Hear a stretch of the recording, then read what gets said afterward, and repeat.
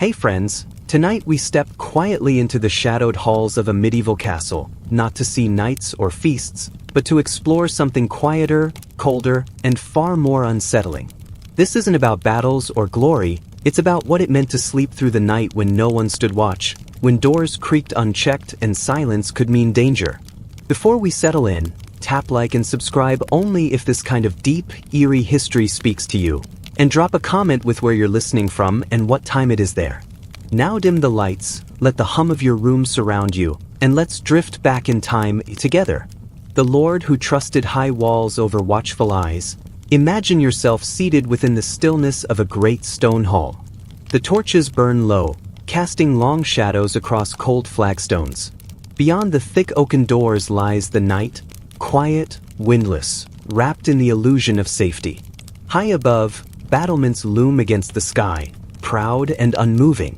These are the walls a lord once trusted more than the people within them. The castle was modest by the standards of noble estates, but formidable to any passerby. Thick limestone walls encircled the manor grounds, reinforced with iron-spiked gates and narrow arrow slits. Towers rose at each corner like silent sentinels, offering views that stretched for miles across moorland and forest. A shallow moat, more symbolic than strategic, circled the outer curtain. It was a castle designed to endure sieges, not by sheer size, but by the stubbornness of its stone. The lord who ruled here, we might imagine, was neither cruel nor foolish. But he was certain. He believed in permanence, in structures. He believed that danger came in waves, raiders, mercenaries, revolts, and that once behind his walls, those troubles would break like sea foam against rock. And so, over time, he grew less vigilant. The guards on night watch dwindled. The locks on treasury doors went unchecked. The outer gate, once barred and inspected each evening, was now entrusted to a single tired sentry. After all, who would dare breach a fortress so well built? What could possibly outwit stone? In many noble households, trust was carefully rationed, shared only among kin, advisors, and long-serving retainers. But here, the Lord placed his trust not in people, but in architecture. It was not uncommon. Castles, after all, were meant to be symbols as much as shelters. They whispered permanence, security, the illusion that strength could be etched into stone. But stone cannot see. On a night much like this, beneath a sky full of unremarkable stars, silence became the tool of the unseen. A group of thieves, perhaps former soldiers, perhaps desperate villagers, slipped through the landscape with practiced caution. Their footsteps avoided loose gravel. Their cloaks blended with the night. They scaled the outer wall not with siege towers or ladders, but with patience. Timing. One by one, they crossed over, unnoticed. Inside the walls, the castle slept. Chamber doors were barred from the inside, as was custom. Fires were low. The smell of wax and cooling iron filled the air. Dogs that might have barked were either gone, neglected, or too old to bother. The night passed in quiet as it always had. But in the inner keep, where the Lord's treasury sat behind a locked iron-bound door, that silence hid motion. Lockpicks turned gently. Iron hinges were oiled the week before by the steward, who had no idea his attentiveness would serve others. The chamber opened without a creak. And the wealth inside, coin, silver cups, a few heirloom rings, was removed with care. Not a scrap left behind, not a hinge broken, not a chest cracked. Just absence. By morning, the discovery was not immediate. Servants began their duties, drawing water, grinding grain, opening shutters. The Lord awoke, dressed, and prayed. But when he entered the treasury with his scribe to settle accounts for a visiting merchant, what they found was nothing. Not destruction, not vandalism, just void. The quiet that followed stretched for hours. Guards searched the grounds, examined gates, questioned each other. But there was no sign of forced entry. No broken tools, no dropped sack.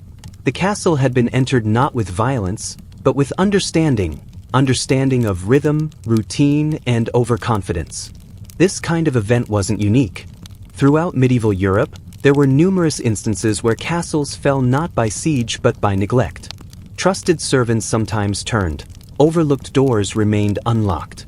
In one 14th-century French estate, a baker's apprentice opened the side gate at night for bandits in exchange for a promise of coin and escape. In England, it was not unheard of for monasteries to be robbed from within, by clerks who had memorized the locations of keys and schedules of silence. The lesson that slowly dawned on our Lord, too late, was that security is not only about walls. It is about attention, about movement, about people. Castles are not mines. They do not adapt. They do not wonder. They do not notice. And perhaps, as he stood in the empty chamber, he remembered the warnings of his steward, or the disinterest he showed in hiring younger guards, or the day he dismissed a suspicious stable boy story because it sounded too unlikely to trouble with. This story is not one of tragedy in the traditional sense. No one was harmed. No blood was shed. But something broke, quietly and permanently. The illusion of control. The belief that strength lies only in things you can touch and measure. From that point on, perhaps he slept more lightly. Perhaps dogs were brought in. Locks changed. Torches refilled more often. Or perhaps he simply aged faster. His confidence eroded like soft chalk beneath rain. You can still visit the remnants of such castles across the countryside. Walk their walls, feel their chill, look out across hills and fields. And as you do, you may notice that what once seemed invincible now feels still, passive, watching nothing, trusting no one. And perhaps you'll remember that it's not the wall that keeps the danger out. It's the eyes that never stop watching. So, in the end, the quiet danger was not in the thieves. It was in the pause between footsteps, in the blind trust placed in brick, in the weight of stone mistaken for wisdom. Now, imagine yourself once more in that chamber. The rushlight flickers lower. The walls feel closer. And the silence that once seemed peaceful now holds the faint echo of a question. Who's watching the walls, when the walls can't watch back? The kitchen where servants whispered of unseen visitors. Imagine yourself beneath the stone bones of a medieval keep, deep in the lower levels where no windows let in the moonlight. There, in the hour before dawn, a few quiet servants tend to their duties by the flicker of rushlight. The hearth has gone low, and the bread is not yet risen. The cold is damp and familiar. Their fingers move slowly, methodically, shaping loaves by memory rather than light. A cough is muffled into a sleeve, and somewhere beyond the kitchen door, a wooden beam creaks. Not a sharp crack, but a slow, reluctant groan, like a stairboard shifting under unseen weight. In castles without enough guards, the walls themselves were trusted to keep danger out. But for those who lived and worked within those walls, especially at night, it wasn't always so simple. Kitchens, pantries, and storage cellars were rarely near the heart of the castle. They were often pushed to the edges, along outbuildings or tucked into semi-underground wings with access to delivery hatches, servants' alleys, and unguarded doors. These were porous places, where the line between inside and out blurred. And it was in these forgotten thresholds that stories took root. The servants, many of whom had grown up together in surrounding villages, knew the rhythms of the keep better than any knight. They recognized the subtle difference between the sound of a rat in the pantry and the brush of a cloak against old stone. They could tell when someone moved past a shuttered window, even when they couldn't see it. And over time, a soft vocabulary emerged for things half-heard and unexplained. The wind, the fox again, or sometimes just one of the others. There was always a reason, always an explanation close enough to settle the nerves without demanding proof. But there were patterns too, small things that shifted place overnight. A bowl gone missing, bread sliced unevenly, ashes in the hearth when no fire had been lit. There were no dramatic robberies, no signs of forced entry, no broken hinges or missing silver. Just tiny absences. And the sense, ever so faint, that someone else had passed through while the castle slept. This was especially common in smaller keeps during periods of weak central control, when lords lacked the means to keep full household guards, or when conflicts elsewhere drained manpower from quiet regions. In such places, the castle was more vulnerable than it seemed. Walls might be high, but they were not impenetrable. Roof lines gave way to chimneys. Servants' corridors were not always locked. and some knew the terrain far better than any guard who rotated in for only a season. The idea of the unseen visitor likely grew from multiple realities. There were the homeless or displaced, travelers, soldiers, outlaws, or even starving peasants who learned to exploit quiet spots for shelter or food. There were also insiders, former servants dismissed in hard times, or even current ones, desperate enough to take from the stores without permission. In every case, the damage was minimal. Bread, not treasure. Warmth, not sabotage. But the presence was unsettling because it wasn't acknowledged. Because it lingered. And for the cooks and scullions and laundresses, these disturbances became something shared in whispers. Not with the lord, whose concerns were taxes and politics. Not with the steward, whose primary worry was inventory. But with each other, over the kneading table, while washing linens during the long hours of shelling beans or plucking feathers. It became a quiet folklore that lived in the kitchen, where the world of the visible and the invisible overlapped. The late medieval period, particularly in the 14th and 15th centuries, saw the rise of more private and divided spaces in large households. Great halls remained public-facing, but the rest of the castle grew increasingly labyrinthine, with rooms, corridors, and stairwells that created both safety and seclusion. The kitchens were kept hot and damp, their workers low in status but essential. And in that crucible of steam and routine, imagination mingled with observation. To understand how such rumors could persist, it helps to consider the rhythm of their lives. Most castle servants began work well before the sun and ended long after it set. Sleep was short and interrupted. Tasks were repetitive. Talk was often hushed to avoid drawing attention. In such a world, the boundary between perception and suspicion easily softened. The idea of cloaked figures drifting past shuttered windows was not necessarily born from fear. It was born from a kind of quiet accounting. An instinct to note that something was off, even if no one spoke of it aloud. A spoon left askew. A draft where none should be. The stories weren't loud or panicked. They were calm. So, the way people speak of something they've decided not to confront directly. And in some cases, it's possible the stories were quite literal. There are records, faint, often buried in court rolls or manorial notes, of trespassers arrested near manors and castles. Not every crime was grand. Some were simply described as unauthorized entry, or for the taking of bread and dried fish. It wasn't uncommon for castles with poor oversight to become inadvertent hosts to locals who knew the routines well enough to sneak in and out without violence. And when such people were caught, the justice was swift, but rarely written about in detail. More curiously, some lords tolerated minor theft, so long as it did not escalate. In times of scarcity, it was easier to quietly allow food to disappear than to prosecute a neighbor or cousin or indebted farmer. Maintaining peace often meant turning a blind eye, especially if the missing items never made it to the steward's ledger. In this strange middle ground, between the known and the merely sensed, the servants carried on. They did not arm themselves. They did not cry out. They whispered and watched and went on kneading. For them, it was not about fear. It was about adaptation. The bread still needed baking. The ash still needed sweeping. And if someone else passed through while they worked, silent and unseen, then perhaps that was just part of the keep's own rhythm, an invisible guest, drawn to warmth and motion, slipping out again before the morning bell. Over time, those servants moved on. Some married, some died, some simply faded from the records.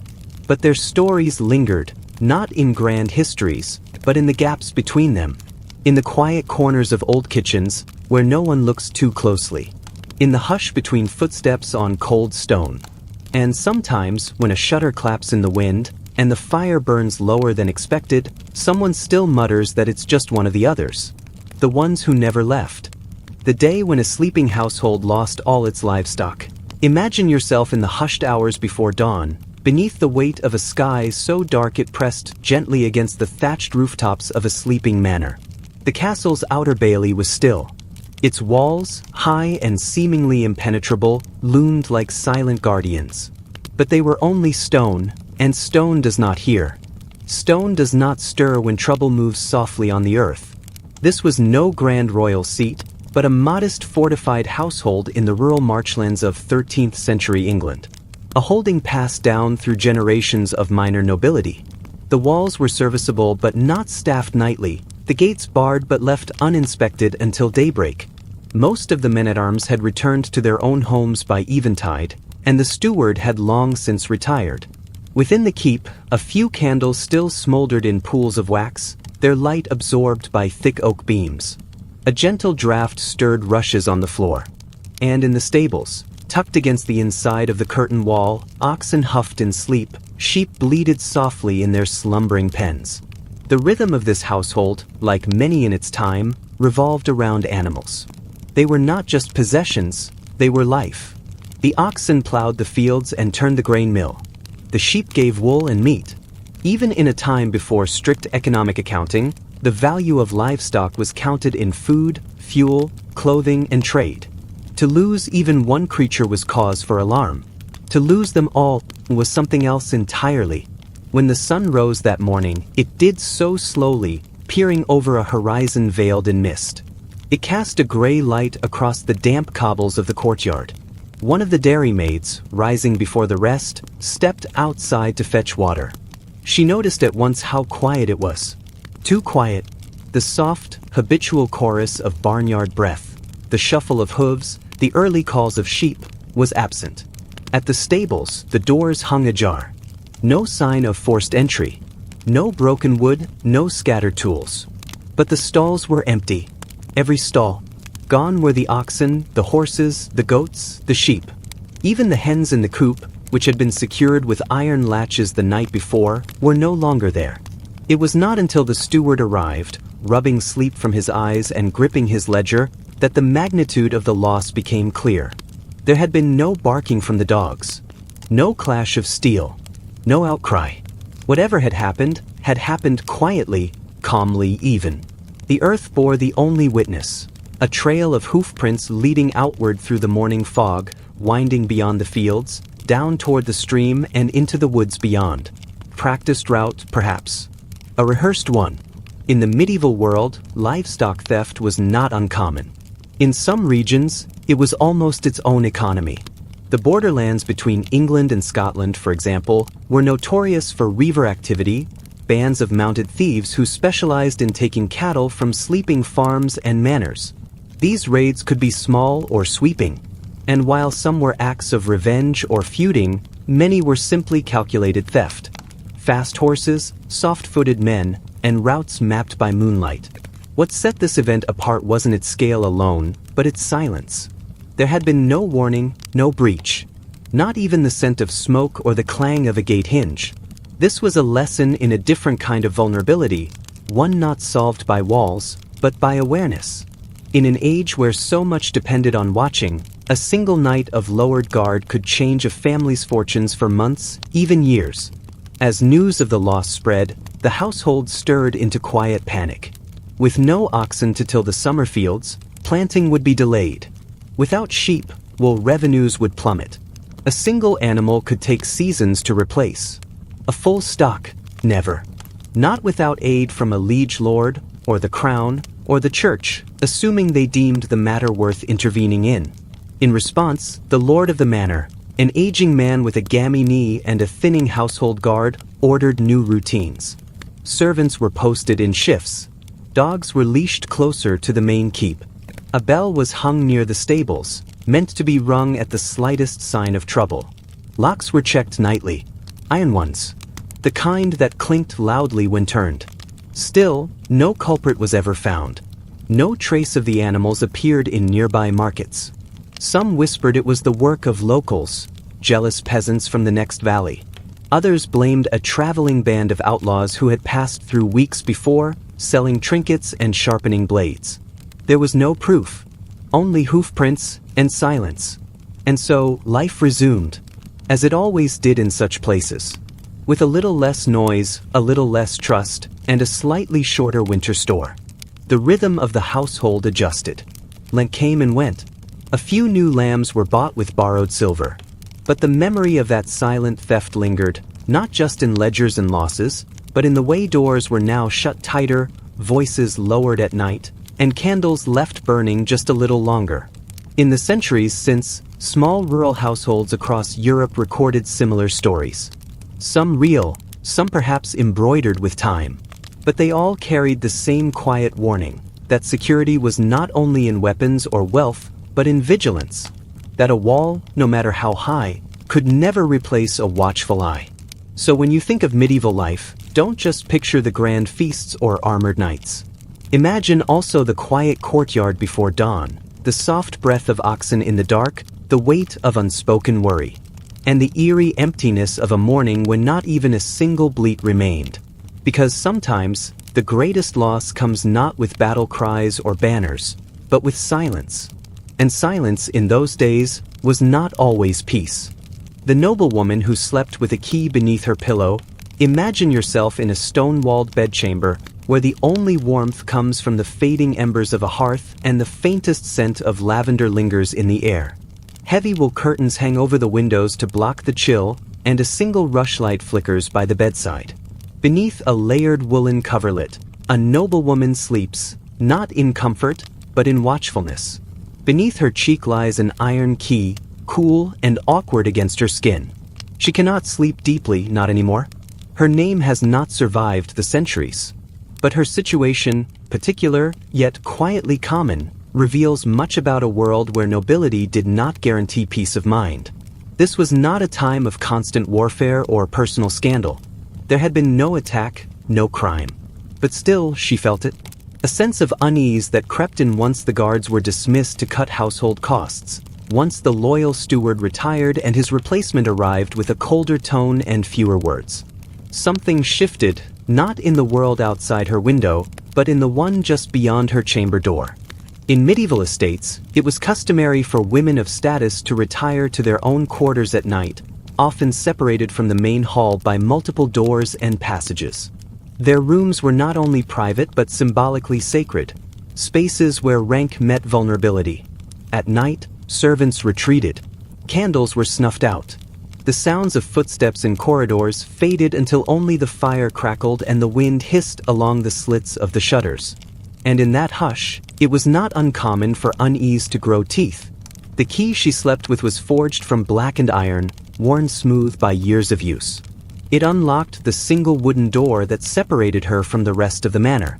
In a castle, locks served less as protection from external danger and more as a message. This space is claimed. This space is closed. Yet a locked door could do little without someone to enforce its meaning. And so, lacking guards or even a maid to sleep in the corner of the chamber, she chose a more intimate form of security: contact. Skin to metal. A key beneath her pillow as if it could grant her the same peace as armed men once did. No one ever saw who moved through the corridor at night. If anyone did, sometimes, the latch clicked without opening. Other times, the tapestry by the door stirred though the windows remained tightly latched. Perhaps it was wind. Perhaps it was the house shifting as it always had, settling, sighing. But on one occasion, the door was found slightly ajar. Not wide. Not broken. Just open. As if someone had meant to enter but lost their nerve. Or perhaps they had stepped inside and left no trace. No belongings were taken.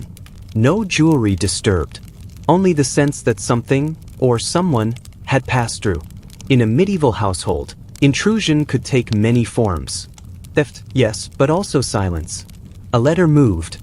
A pair of shoes shifted. A whisper in the wrong place. Noblewomen, though cloistered from the most physical dangers of war or rebellion, remained deeply exposed in other ways.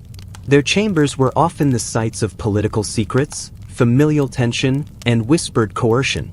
Safety was not always threatened with a blade. It could be unspoken, unproven, and thus unpunished.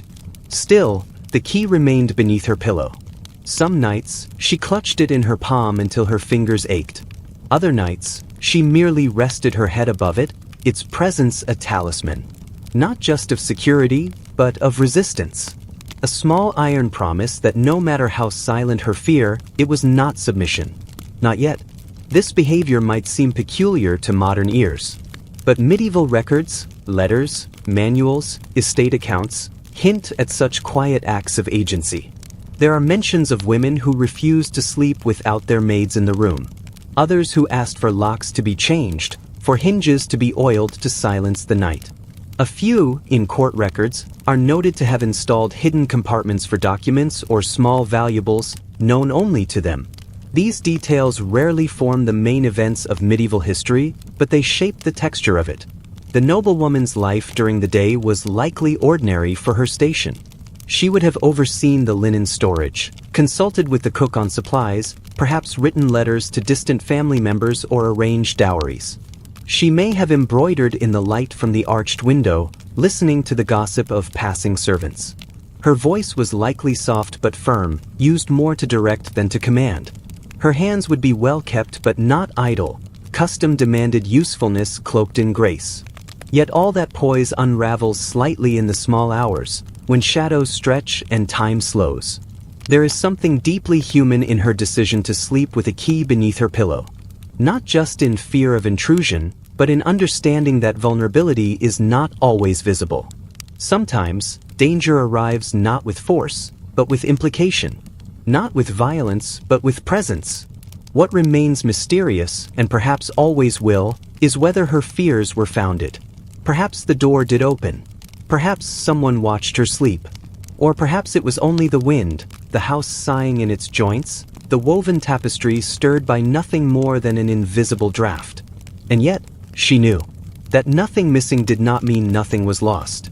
Because even when her chamber was locked, her mind remained open, susceptible to the weight of uncertainty.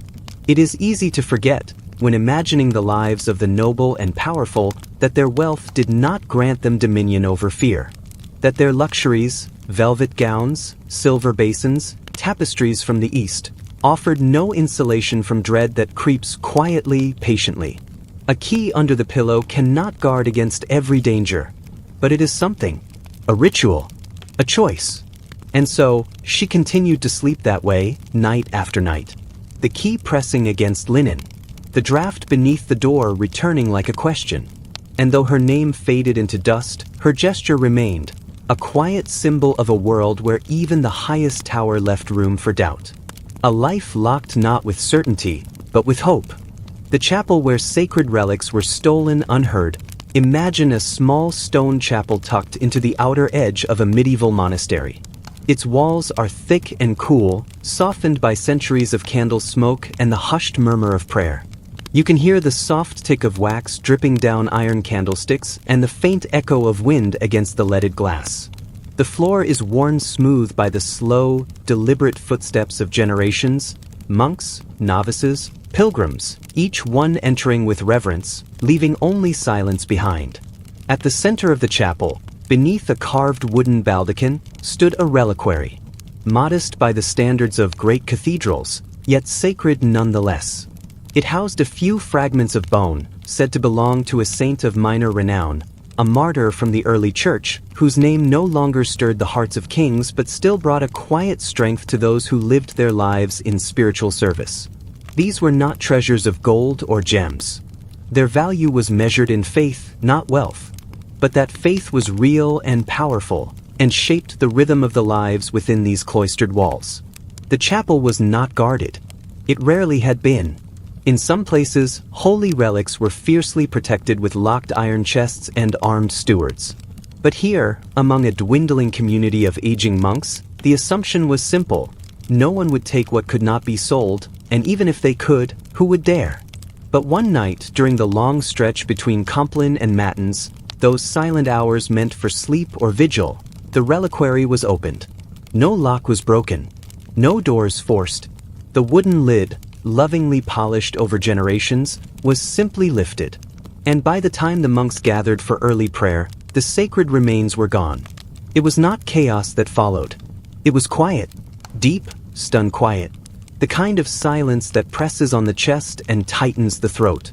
They searched the chapel first, gently, without accusation. Then the corridor. Then the vestry. But nothing had been misplaced. Nothing had been moved. The reliquary was simply empty. Relics were more than devotional objects. In many ways, they were the spiritual spine of the communities that housed them. Whether enshrined in ornate cathedrals or humble chapels like this one, they were believed to carry the presence of the divine. Pilgrims came to touch the glass, to pray for healing, for mercy, for strength. And for the monks, the relic's presence gave meaning to their isolation. They were its guardians, not of its bones, but of the hope it inspired. To understand how such a theft could happen unnoticed, it helps to return to the daily life of such a place. The monastery followed a rhythm unchanged for centuries. The bells rang at appointed hours, calling the brothers to prayer, to meals, to work. Their lives moved in cycles, planting herbs in the physic garden, copying texts in the scriptorium, baking coarse loaves in the low, smoky kitchen. There were no guards at the gate. Visitors, when they came, were received in the guest house, fed with simplicity and care. Suspicion was not a habit cultivated here. But these were also lean years. Across the region, famine and war had made the roads more dangerous. The monastery's holdings had dwindled. Fewer boys entered the novitiate. The roof leaked in spring rains. Some believed the relic had been taken by someone from within, a novice, perhaps, disillusioned or desperate. Others thought it had been stolen by a visitor posing as a pilgrim, slipping away under cover of darkness. No one was ever accused by name, and no one confessed. Outside the monastery walls, the relic would have had little material value. Most markets would refuse to trade in such things. But there were collectors, wealthy nobles, secretive scholars, who saw relics not as sacred but as rare curiosities. Some amassed them like trophies. Others believed possessing such objects brought power, or protection, or insight. In such hands, the stolen remains might have ended up locked in a private cabinet, far from the prayer and song they had once inspired. The monks eventually replaced the relic with a small carved cross. It had no claim to divine origin, no legend attached to its making, but it was made by one of their own, with careful hands and long hours. It became their new focal point, not because it had been sanctified by miracle or martyrdom, but because they had chosen to sanctify it through their devotion. Still, something had changed. The chapel's silence remained, but it felt different now. Not empty, but watchful. Like a room that remembered. You might wonder how often this happened, relics quietly vanishing into the shadows of history. In truth, more often than many assume. Some thefts were recorded in abbey chronicles or bishopric letters. Others were never written down. Sometimes the theft was not of the physical object, but of its meaning. Relics, after all, depended on belief. Once that belief faltered, if a relic was doubted or dismissed, it could vanish without ever leaving its glass case. But here, in this particular chapel, what vanished was tangible. A relic held, venerated, prayed before. Gone without a sound. The candles still burned low. The incense still curled toward the ceiling. The prayers continued, but something invisible had been torn. And yet, as the seasons passed, the monks continued their rituals. They knelt, they chanted, they waited for the light. In time, their sorrow quieted into memory. The chapel remained, and still does, stone walls soft with age, candles flickering, shadows breathing across the altar. A place that once held something sacred, and perhaps still does in a different form. The relic was gone, but the faith somehow remained. The children who listened for footsteps in the corridor, imagine yourself lying on a straw pallet, close to the stone floor, the scent of old ash and damp linen heavy in the air. The fire in the great hall has burned down to a soft, orange glow, casting faint shadows that flicker against timber beams and cold masonry. Somewhere in the distance, a dog whimpers in its sleep. And across the room, the soft breath of other children rises and falls in unsteady rhythm, each of you waiting for a sound that may or may not come. In many medieval households, especially those of minor nobility or wealthier freeholders, the youngest members of the family, along with servants' children and wards, were often quartered in or near the great hall. It was a place of daily bustle during daylight hours, a communal space for eating, working, and receiving guests. But at night it transformed. The hearth fire, once vibrant, dulled into a faint pulse of warmth. The long table stood empty, chairs tucked beneath them like sleeping beasts. Draperies shifted slightly with the wind, and the stone walls exhaled the chill of night. There were no individual bedrooms for most children. Even in castles, privacy was rare, and bedrooms, when they existed, were reserved for lords, ladies, or honored guests.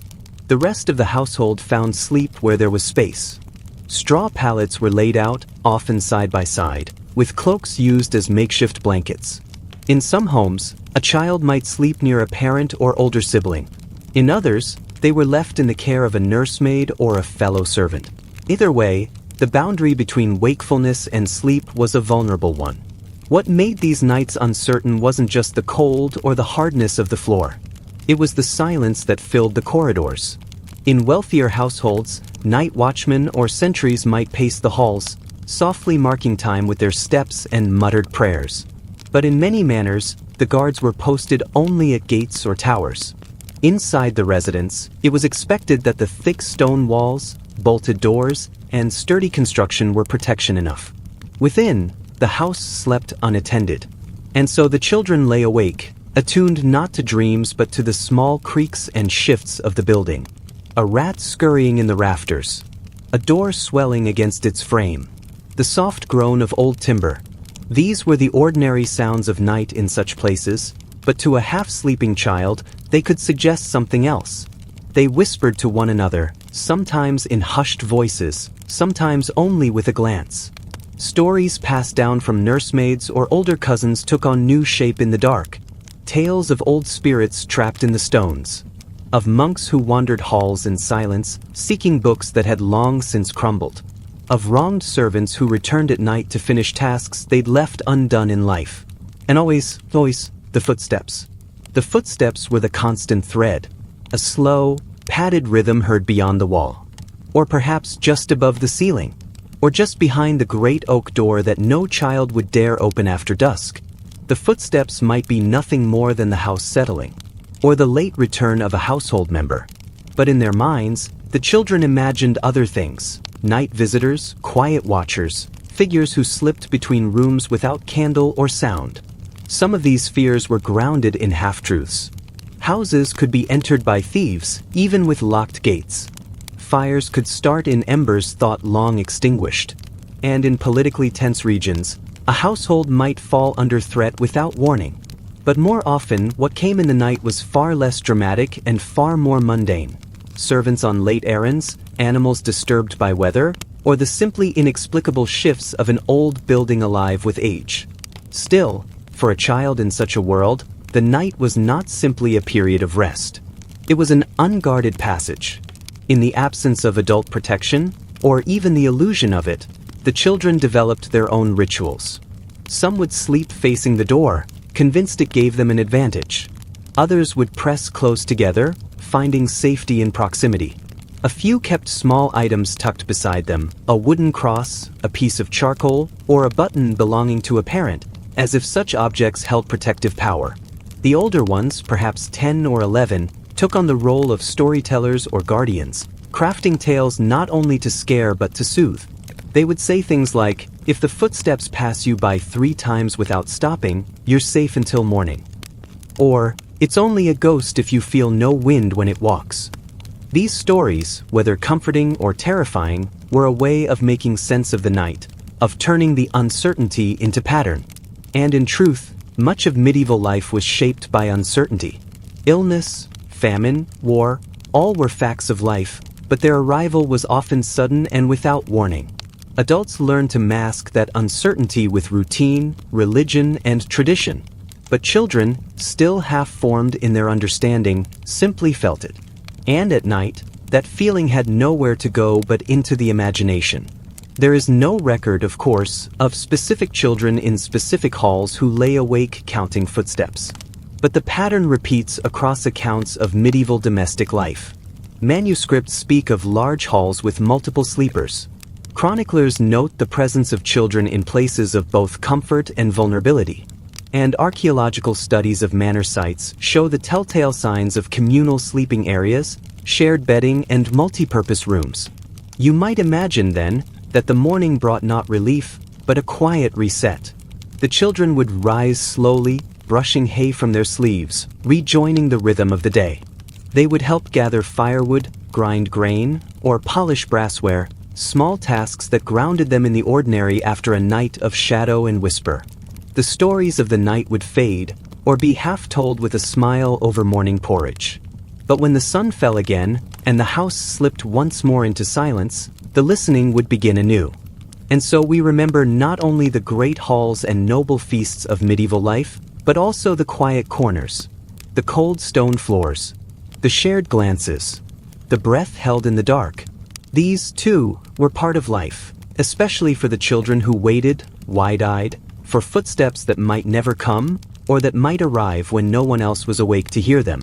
Now, imagine yourself again on that straw pallet.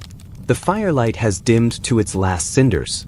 The corridor is quiet, but not silent.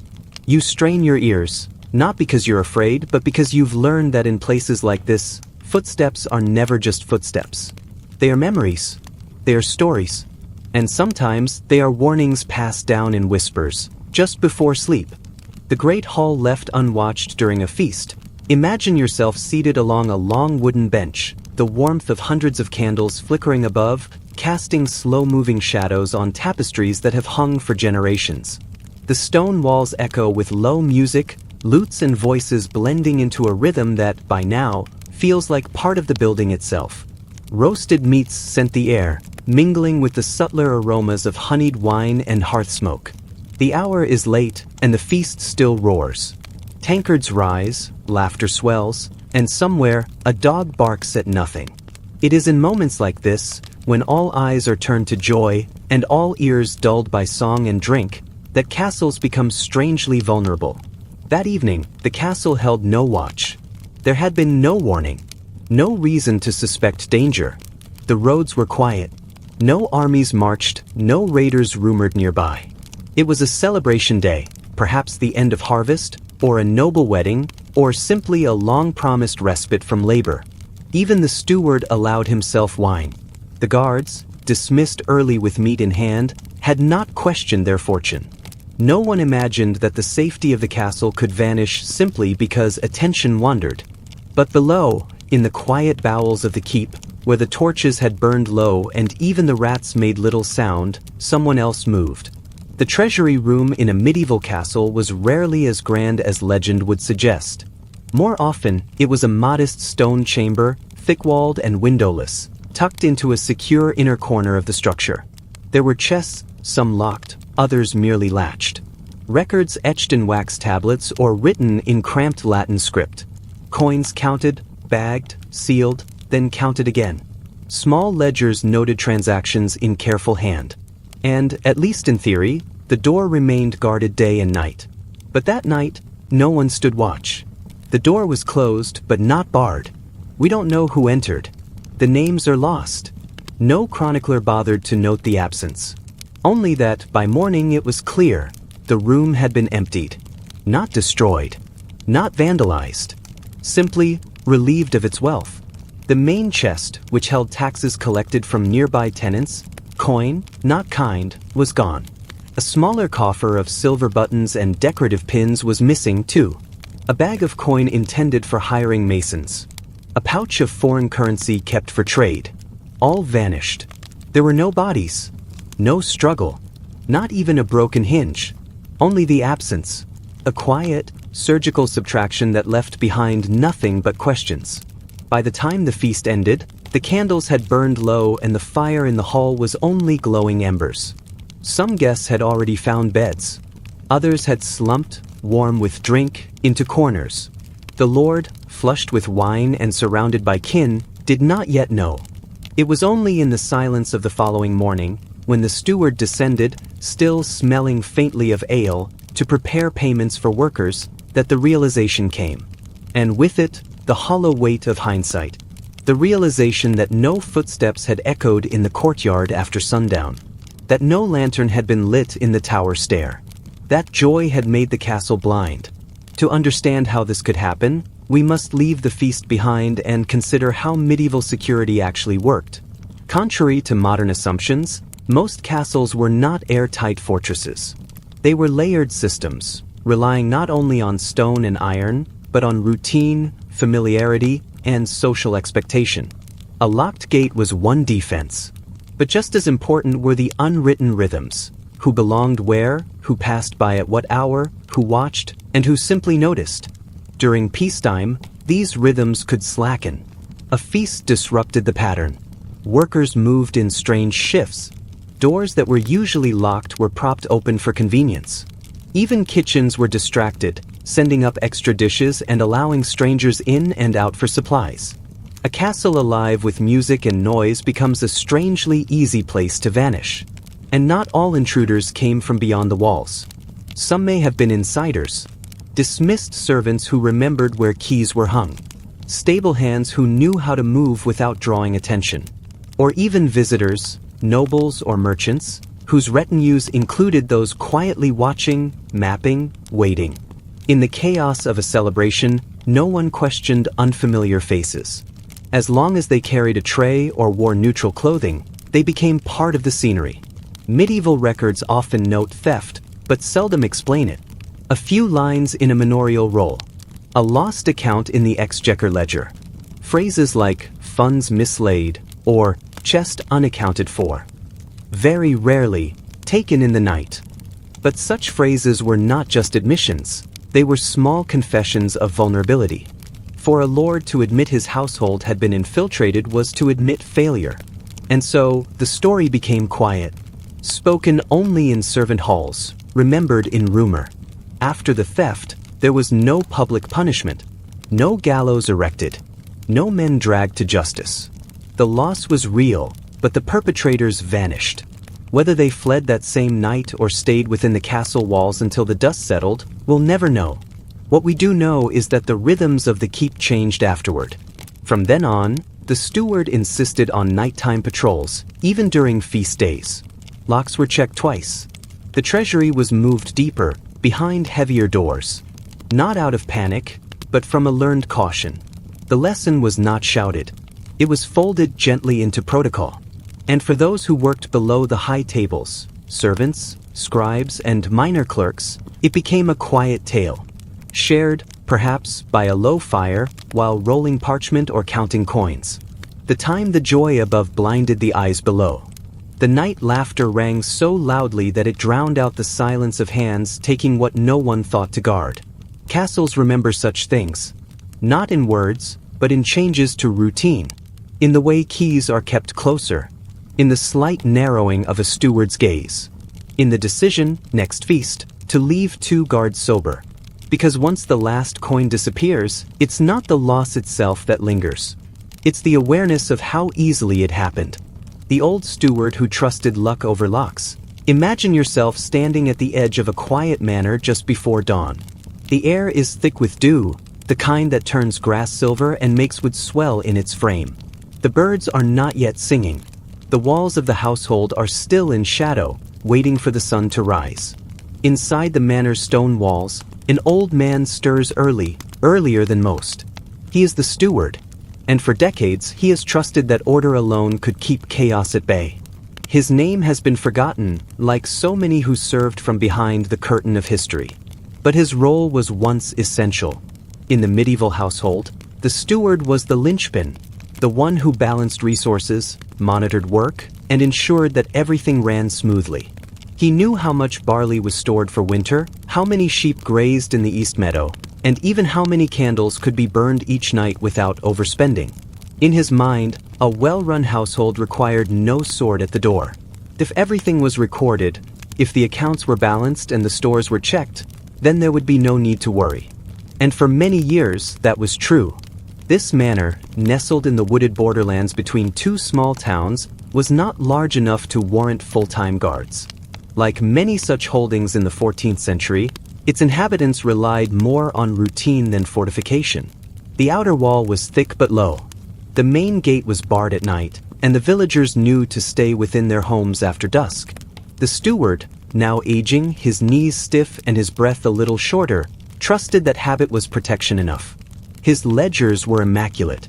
They lined the shelves of his chamber, bound in leather and marked with dates in his narrow, careful hand. Every bushel counted, every penny marked. He knew who owed what and who had paid when. He could recite the inventories of the kitchen stores without glancing at a list. To him, safety came not from iron or flame, but from knowing precisely where everything belonged. But one evening, as autumn winds curled around the manor's edges, something shifted. Perhaps the steward was tired. Perhaps the kitchen boy forgot to remind him. But the small postern gate, the narrow side door in the rear wall used for foot traffic, was not barred. It was a small oversight. Just a latch left loose. A simple wooden gate, not even visible from the front of the manor. Few used it, and fewer even remembered it existed. But that night, it stood unlatched, rocking slightly in the wind. And so, while the household slept, trusting in its rhythms and its record-keeping, strangers entered. There was no shouting, no torchlight, no broken hinges or shattered panes. They came quietly, as those with experience often do. Whether they were desperate men from the hills or organized thieves who knew exactly what to look for, no one would ever know. What mattered was that by the time the sun crept over the fields, the stillness of the morning was not peace, but aftermath. The steward woke early, as always, and stepped into his chamber. But something felt wrong. The chill in the room was sharper than usual. His candle had burned all the way down. And when he turned toward the shelf where his ledgers were kept, his stomach sank. The shelves were bare. The ledgers, his life's work, were gone. So too were the coin reserves, tucked beneath the floor stone. The household's silver cutlery, modest but valuable, had vanished from the locked chest. The key, which he always kept near his bed, was still there. The lock had not been forced. Someone had taken the time to open it. In the days that followed, the manor felt hollow. Not only because items were missing, but because the very system the steward had relied on, his perfect record-keeping, had failed to prevent it. For once, he could not point to a ledger to make sense of what was gone. There was no neat column labeled stolen in the night. Servants whispered that the postern gate had been found swinging open. That tracks were seen in the garden, where the soft earth bore the mark of unfamiliar boots. The steward said nothing, but he knew. The latch had been his to check. He had not. And so, a new routine emerged. The postern gate was sealed with iron and stone. Guards, young and mostly idle, were hired from the nearest town and posted on a rotating schedule. The steward, once the sole keeper of the household's order, now shared the burden with men who carried blades instead of ink. He still kept ledgers, of course. He could not help himself. But his hand trembled more now. He wrote less confidently. He never again assumed that writing something down made it safe. The lesson had been quiet, but permanent, that trust in systems must be paired with attention to the world beyond them. And over time, the story of that night took on its own shape. Some said it was vengeance from a dismissed servant, one who had memorized the locks and routines. Others blamed a traveling group of entertainers who had been turned away at the gate the week before. But like so many events in rural history, no one ever truly knew. What remained was the feeling, the uneasy knowledge that even the most orderly life can be unraveled by a single oversight. That a door left unlatched is more than wood and hinge. It is a quiet invitation. And so, in households across the region, other stewards heard the tale. Some tightened their routines. Others scoffed. But all of them, for at least a moment, considered the latch on the postern gate. Because in the medieval world, safety was never just about stone or sword. It was about attention. And when attention faltered, even the ledgers themselves could vanish without a sound. The guest who found the courtyard gate swinging wide. Imagine yourself walking along a quiet road in the hour before dawn. The mist sits low to the earth, curling in ribbons along hedgerows and over ditches. You are a traveler, unfamiliar with this part of the country, but invited to stay the night by a distant acquaintance, a minor lord whose manor sits a little off the road, surrounded by stone walls and iron gates. You approach slowly, expecting to find guards or a steward at watch. Instead, you see the outer gate, broad, wooden, iron-bound, swinging gently on its hinges, yawning open toward the road like an unfinished thought. The courtyard beyond is hushed, undisturbed. A few chickens doze in corners. A pile of firewood leans against the far wall. Nothing appears broken. No one cries out. And yet, something feels too still. You pause. Not out of fear, but uncertainty. Should a gate of such size ever be left open? Especially overnight? In the medieval world, the gate was not merely an entrance, it was a symbol. It marked the boundary between the inner world of the household and the unpredictability of the world beyond. To find it open before sunrise was not only rare, it was unsettling. Inside the manor, the household had not yet stirred. Servants remained in their straw-filled pallets. The master of the house, a man more inclined to pride than paranoia, had grown increasingly confident in the age and thickness of his walls. The estate had suffered no recent raids, no thefts, no unrest from nearby villages. And so, bit by bit, caution had been traded for comfort. Guards dismissed. The gate left unattended. Locks gone unchecked. There was a saying among old gatekeepers, "It is not always the wall that fails, but the habit of watching it." Walls, after all, do not resist, they only delay. It is attention that truly keeps danger at bay. The guest, still outside, still silent, steps forward through the archway. Pebbles crunch underfoot. He passes into the courtyard, where frost glitters faintly on the flagstones. He notices that no dogs bark. No sentry calls a challenge. The silence deepens not into calm, but into question. Only later, when the house began to stir and the guest mentioned what he saw, did the full weight of the oversight settle on the household. The steward paled. The master dismissed the claim at first, but then discovered the latch on the inner gate hadn't been fastened either. Nothing had been taken. No intruder had been seen. But the question remained, who else might have passed through that gate unnoticed? And what might they have seen? In rural manors, especially those far from walled towns or royal roads, security was often layered: stone walls, ditches, fences, then trust. Trust in distance. Trust in reputation. Trust in luck. But over time, vigilance grows tedious. After years without threat, even the sharpest watch dulls. And it's not only physical threats that pass through open gates. Gossip, observation, secrets carried by unseen eyes. A man walking through a courtyard unnoticed might learn who guards which door, where goods are stored, or when the mistress of the house walks alone in the garden. That morning, nothing was stolen, but something shifted. Not the manor's structure, but its sense of separateness. The illusion that thick walls alone kept the world out had been broken. Not shattered, just quietly unsettled. Historical records rarely note these moments.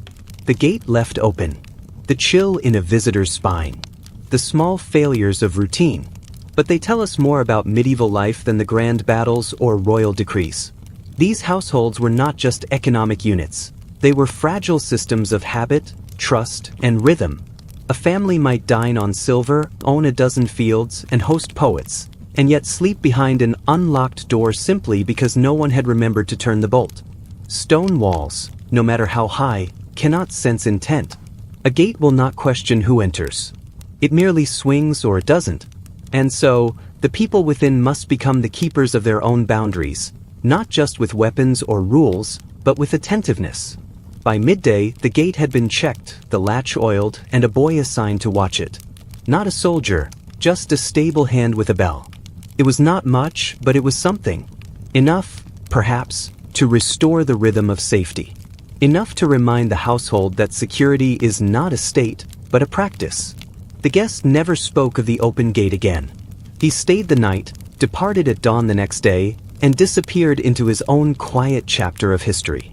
But for that one morning, his presence marked the return of caution. Not fear, not suspicion, just the awareness that even the quietest places live in relation to the world outside, and that even the best walls are only as strong as the habits behind them. So now, picture again that open gate. Imagine it swaying slightly in the breeze, early sun filtering through the mist, casting long shadows across the empty courtyard. Nothing visibly wrong. Nothing disturbed. And yet, something important forgotten. Something subtle but essential, like the last word of a prayer left unsaid. That's the shape of many dangers in history. Not a roar, but a whisper. Not a battle cry, but a gate left ajar. The night when fugitives found shelter without challenge. Imagine a castle where the air holds the scent of ash and damp stone, where the kitchen hearth remains faintly warm through the night even after the cooks have retired. Its great iron pots still hang over cooling embers, and a few loaves of coarse rye bread rest on a floured cloth, left to be baked with the morning's fire. In this quiet, the castle breathes slowly, its heavy doors shut, its torches extinguished, its inhabitants curled beneath wool and linen. Yet not every soul is asleep. Somewhere beyond the walls, along the frozen cart tracks and low hedgerows of a wintry countryside, there are footsteps muffled by caution. These are not residents returning late, nor messengers delayed by travel. These are fugitives. Men or perhaps a family, no records remain. Only the outline of what happened can be inferred from what they left behind. A trail of wet prints, crumbs, and quiet disturbance. What's striking about this night is not the act of intrusion, but its utter lack of resistance. No dogs barked. No alarms were raised. No guards stepped forward with lanterns or halberds.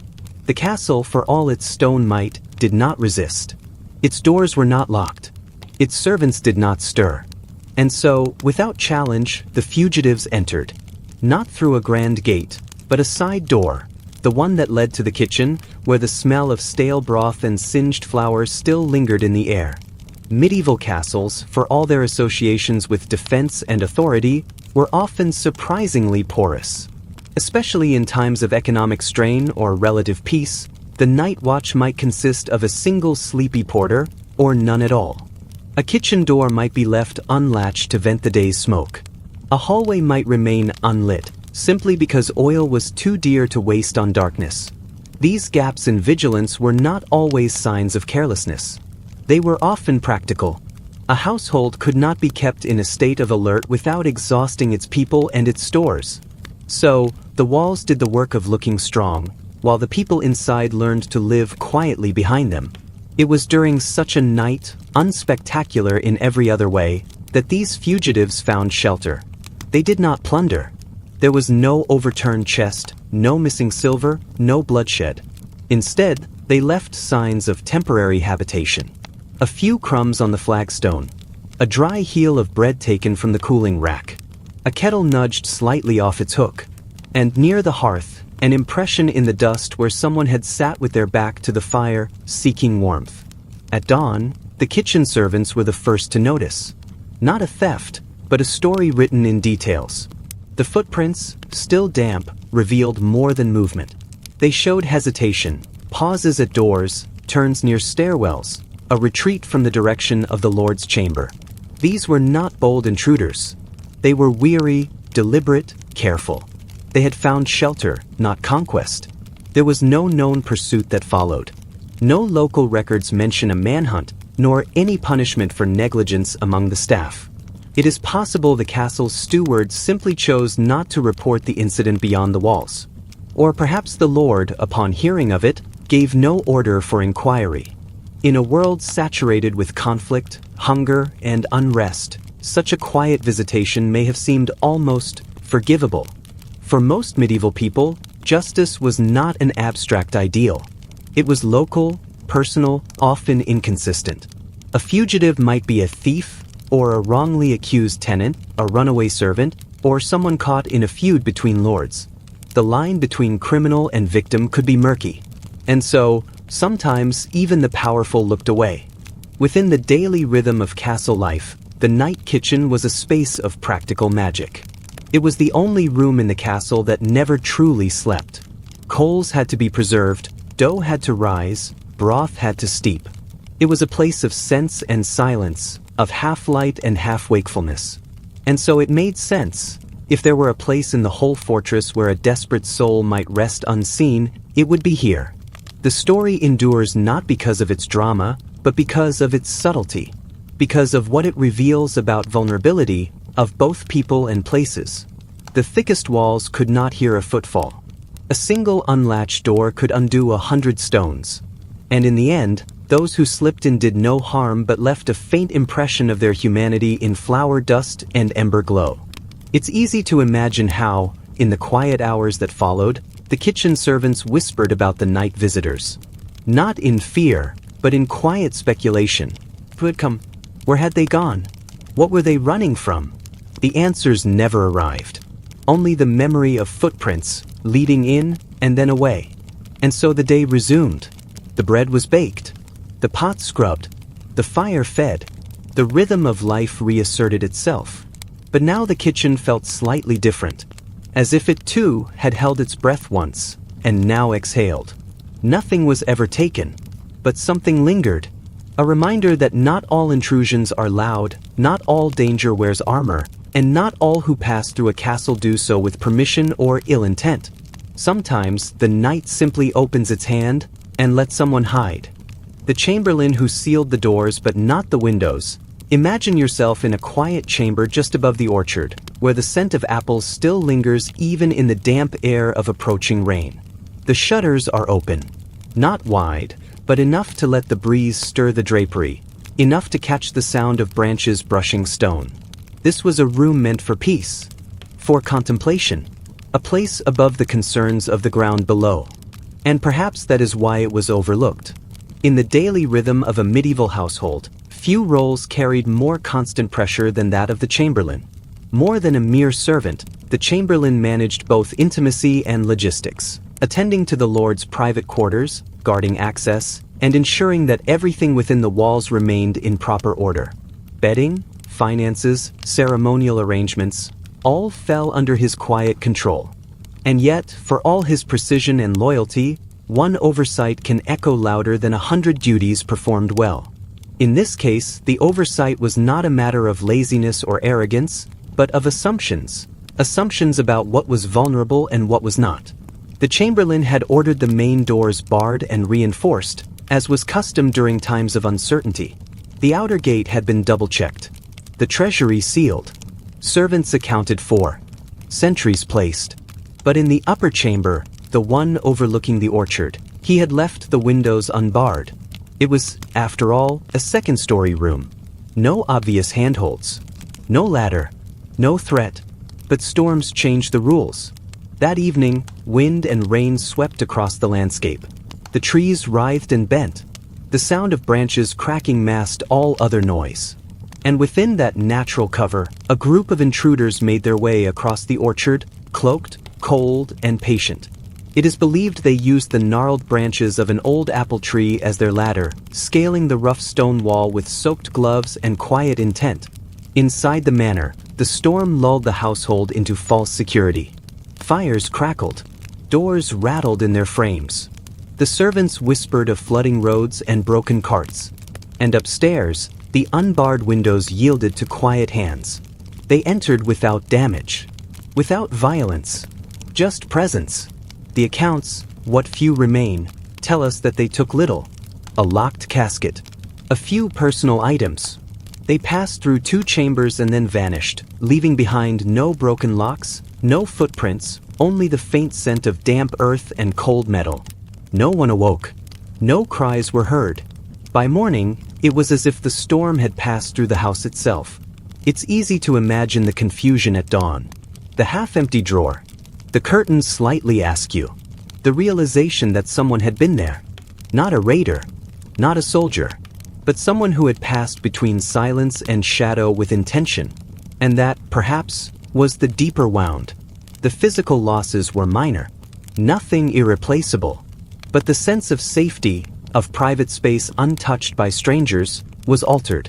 Those who lived there no longer trusted the quiet. A creaking floorboard became a question. A gust through the corridor brought not freshness, but doubt. The chamberlain, whose record had been spotless, bore the responsibility with quiet shame. He had followed protocol. He had done what generations before him had done. But what he hadn't done was adapt. The windows, in most medieval structures, were not the fortified glass panes we imagine today.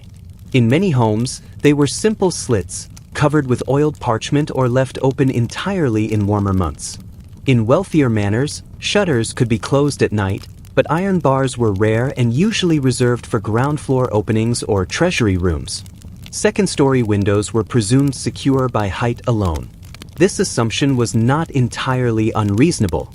Climbing stone in the wet, in the dark, was a dangerous task. Most thieves preferred unlocked doors, inattentive guards, or bribed insiders. But the ones who entered through the orchard window were different. Not reckless, just observant. They noticed what the Chamberlain did not, that habits become vulnerabilities. That once a door is secured, the mind considers the room protected, even if the window beside it yawns open to the night.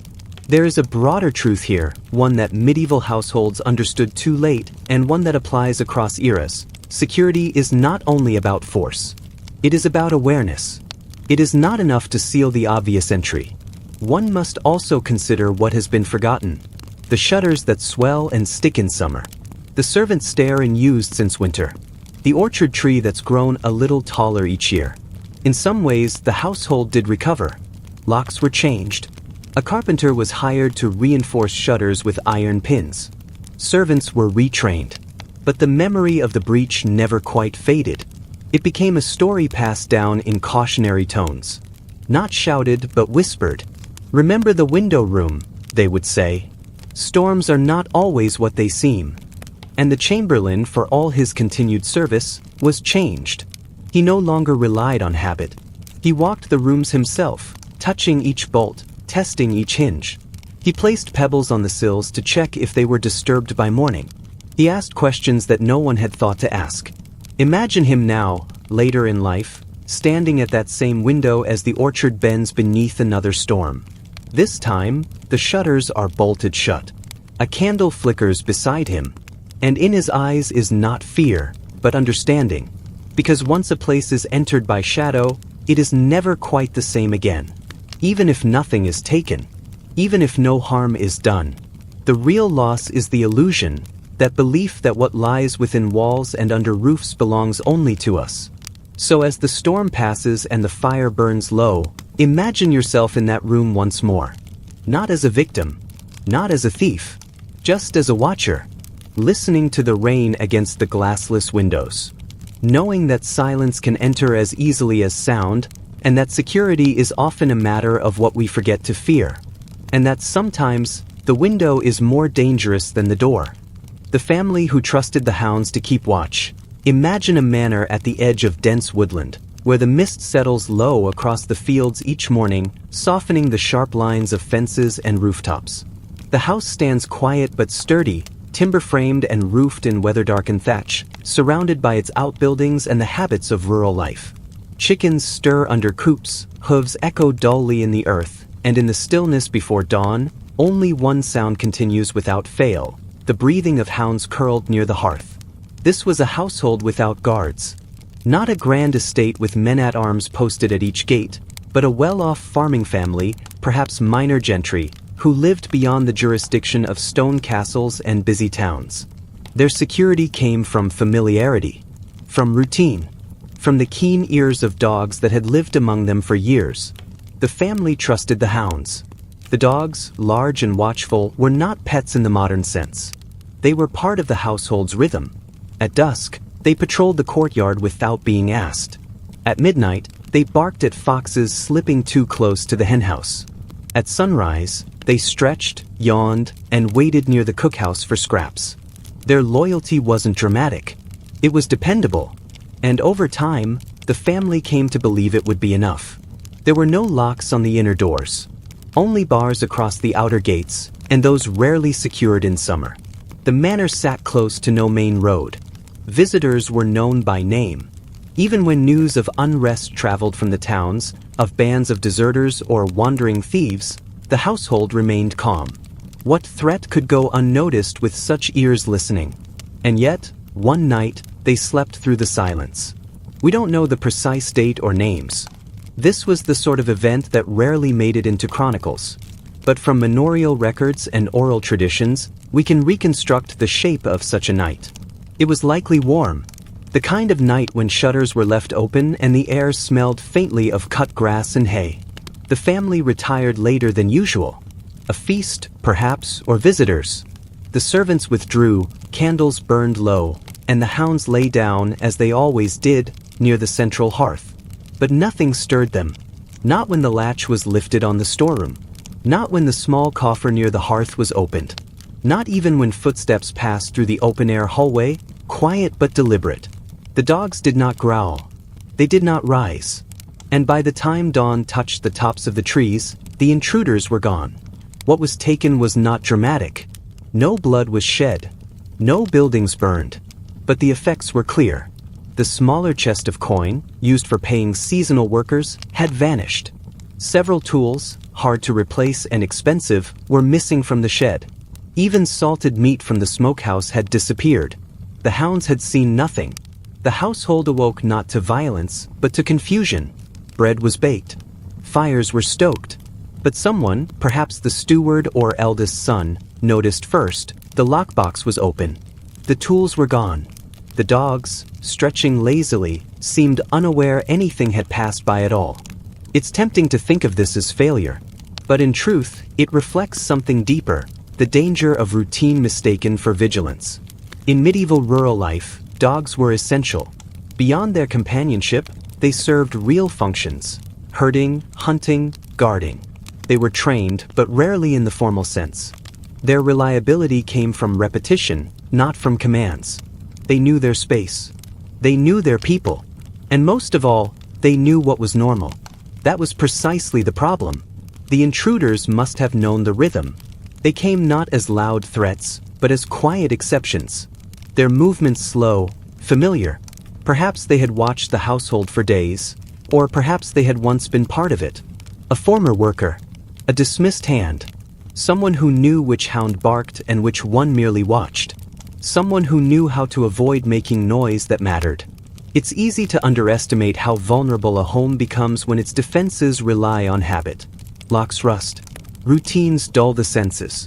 Even the sharpest dog may not bark if nothing feels wrong enough to pierce the veil of familiarity. Afterward, the changes were small but permanent. The family began to secure the gates again, even in fair weather. A hired hand was brought in. Not a guard, exactly, but someone to walk the perimeter at night. The dogs remained, of course. But something had shifted. They were no longer seen as sentries. Only companions. The myth of their infallibility had passed quietly into memory. And still, no one blamed them. The hounds had done what they always did, trusted the silence. Trusted the peace. Trusted that the world outside would behave as it had yesterday, and the day before that. Their loyalty was never in question, only the assumptions built around it. For historians, moments like these rarely survive in records. They are not grand enough for scrolls or stained glass. But they leave traces, in changes to architecture, new instructions in household books, a mention in a letter. We now keep watch at night, just in case. And in folk memory, in the way a grandmother might recall the night, things went missing, though the dogs said nothing. In how caution enters the stories of a place, not through violence, but through the quiet disappointment of a false sense of safety. Because sometimes, the silence is not peace. It is a pause in which someone moves, unseen. And even the best trained ears may sleep through the night that matters most. The night when the kitchen fire burned unchecked. Imagine yourself deep inside the stone belly of a medieval castle, where the walls are thick and the air is filled with the low hum of centuries-old routines. The kitchen is the warmest place in such a keep, always alive with heat, scent, and quiet industry. You would find it tucked away on the ground floor, with narrow vents to carry out the smoke and long hearths sunk into the walls, where stews simmered endlessly and meat turned slowly over embers. It was the heart of the household, in both the literal and practical sense. And like any heart, its fire was meant to be steady, not wild. This particular castle was modest but well-ordered. It stood near a wooded border, far from any major city, with a garrison just large enough to seem respectable, but not enough to fully staff every post. Its inhabitants were not strangers to hardship, poor harvests, illness, the slow decay of tools and timber, but they prided themselves on resilience. Everything had its place. And everything, when possible, was done by the clockwork rhythm of tradition. Except that one night, something did not go to plan. It was a mild spring evening. The kind of night when a cool breeze moves through the courtyard, and most windows are left open just a little wider. Supper had been served early, and the kitchen workers, tired from the day's labors, had gone to rest sooner than usual. The hearth had been banked, as it always was, with ash and stone to keep a low, safe heat smoldering until morning. No one expected trouble. The steward had gone to his room. The guards on duty were focused on the outer walls. And the castle's only internal watchman, a role often passed between aging retainers, was absent that night, having taken ill with a stomach complaint. Somewhere in the dark, as the castle lay in half-sleep, a single ember drifted free. Perhaps it was a gust through a cracked window, or a coal that had not fully settled. But from that small glow came flame. It caught a cloth, then a beam. Slow at first, creeping, hungry. The storeroom stood just beyond the kitchen, separated by little more than a timber door and a narrow stone archway. Inside were sacks of grain, bundles of herbs, dried meat hung from beams, and barrels of salted fish. All flammable, all dry. By the time the scent of smoke reached the upper halls, the room below was already hot enough to crack the clay pots lining the wall. When the alarm was raised, it came not with shouts, but with confusion. Someone noticed the scent. Someone else felt the warmth along the stone floor. Doors opened, footsteps echoed, and soon a chain of buckets began from the well to the kitchen stairs. The fire did not consume the entire keep. Its walls were stone, and the layout of the building helped contain the worst of it. But the storeroom, the core of the household's provisions, was lost. Food blackened. Tools melted.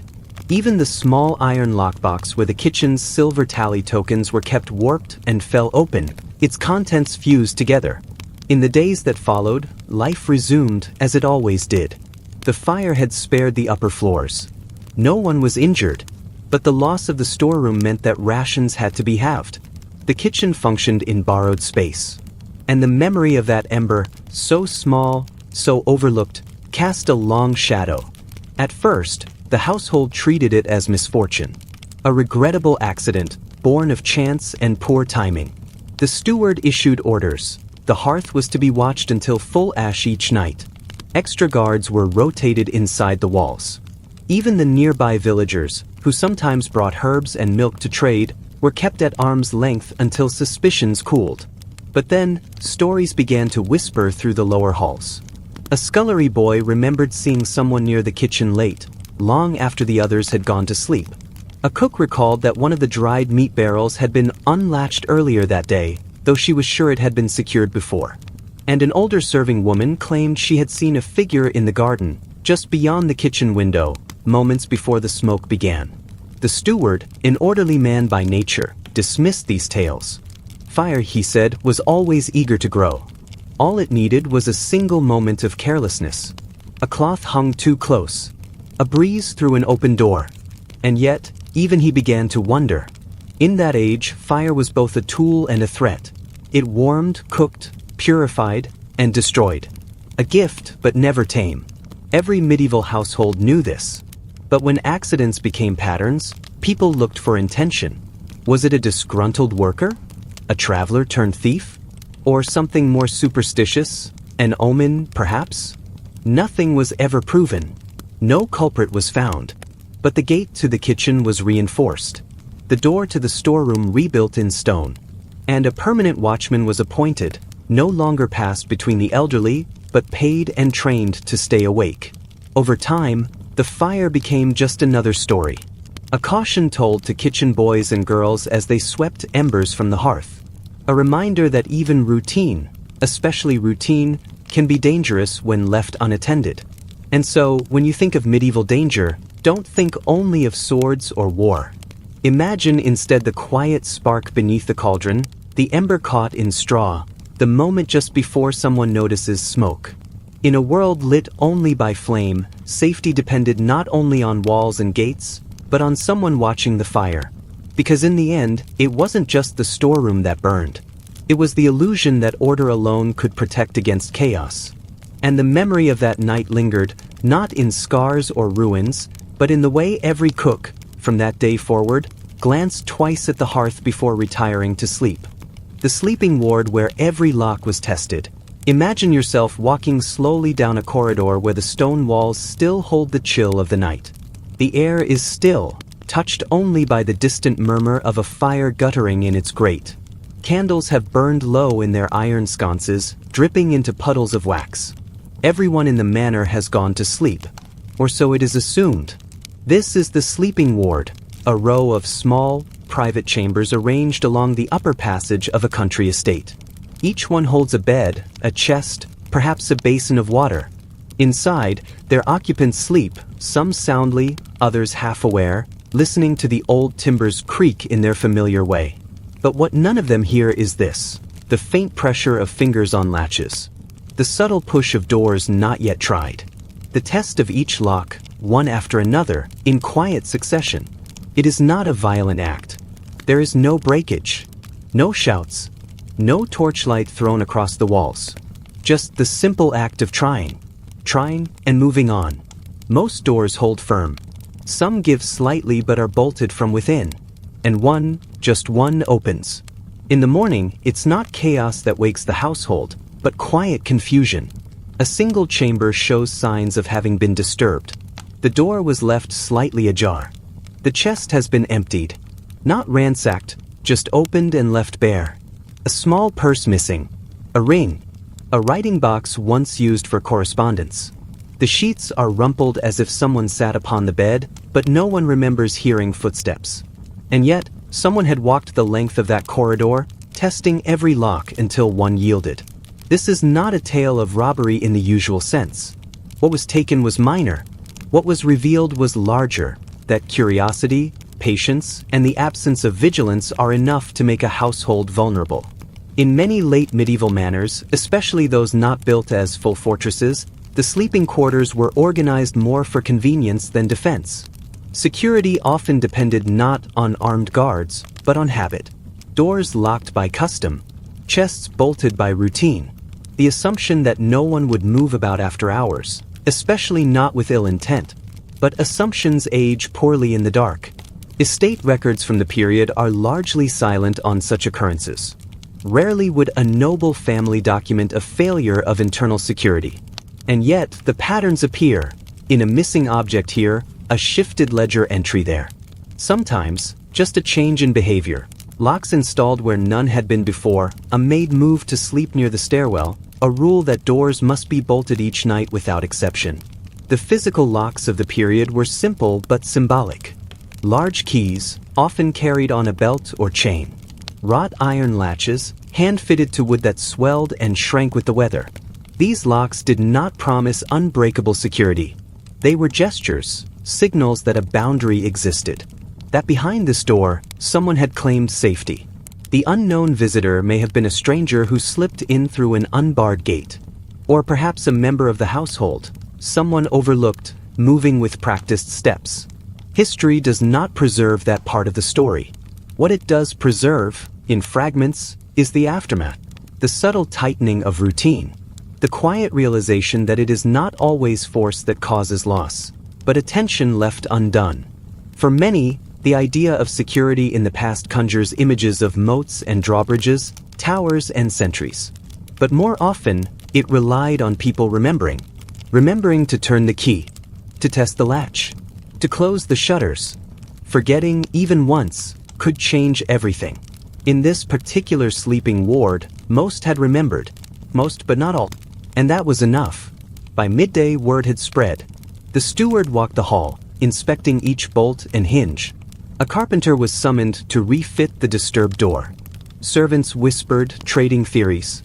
No accusations were made, but trust had shifted. The locks were no longer background. They became conscious, necessary. There would be no more unlatched doors in the sleeping hours, not after this. And so, the routine changed. A bell rang at dusk. Doors were fastened earlier. Those with keys kept them closer. And the quiet corridor, once passed through carelessly at the end of each day, became a space people moved through with just a little more pause, a little more awareness. Still, the event was never officially noted in the estate's written accounts. Perhaps it was forgotten, or perhaps it was remembered in a different way, folded into caution, absorbed into the fabric of the household's nightly rhythm. It is a quiet reminder that not all threats wear armor or come with banners. Sometimes, they arrive softly, testing without force, listening without being seen. And sometimes, all they require is one unlatched door. So, Imagine yourself once more in that corridor, just before dawn. Picture the doors, each one closed, each one tested. The hush so complete you can hear the sigh of the wooden beams, the settling of stone, the distant call of a bird in the fields beyond. And within that silence, a hand brushes a latch. Pauses. Moves on. Not to break, but to learn. Because in history, as in life, vulnerability is not always about weakness. Sometimes, it's about assumption. And sometimes, all it takes is someone willing to try the handle. The Lord who believed no one dared intrude. Imagine a hilltop manor, broad-shouldered and stone-faced, surrounded by fields stitched with hedgerows and fallow plots. The walls are thick and sturdy, though not grand enough to be a fortress. It is a seat of minor nobility, comfortable, aging, confident. A place where daily rhythms moved without urgency, where the rustle of linen and the clink of pewter were the loudest sounds after sundown. Inside, a lord presided, not cruel nor especially generous, simply assured of his position in the local order. He had inherited the estate from his father, as his father had from his own. There had been no major conflicts in recent years, no raids or rivalries. Tenants paid their dues, servants obeyed, and visitors bowed. In his mind, the mere fact of his title was its own defense. So one autumn, when a bout of poor harvest forced him to economize, he made a decision that rippled quietly through the household. He dismissed the last of the night guards. The rationale was practical enough. There had been no breaches in years. The nearby villages were small and loyal. The cellar, which held salted meat, barley sacks, and the last of the summer's dried fruit, was deep within the manor walls. Why pay a man to pace a corridor when the door itself was bolted from within? And so, from that day onward, the house slept unguarded. At first, nothing changed. Meals were served, rents collected. The manor dogs barked at foxes and slept again. No one protested aloud. But in the back rooms, the pantry, the servants' lofts, people whispered. Not because they knew what would come, but because they had lived long enough to know that safety is never as solid as it seems. The night it happened was moonless. A hush fell early, as it often did once the cold began pressing in from the fields. The hearth in the hall had burned down to low orange coals. The lord had retired with a cup of warmed wine. And the manor slept. No clash of swords, no splintered doorframe marked the event. It wasn't until the cook entered the cellar at first light that anyone realized what had occurred. The barrels were gone.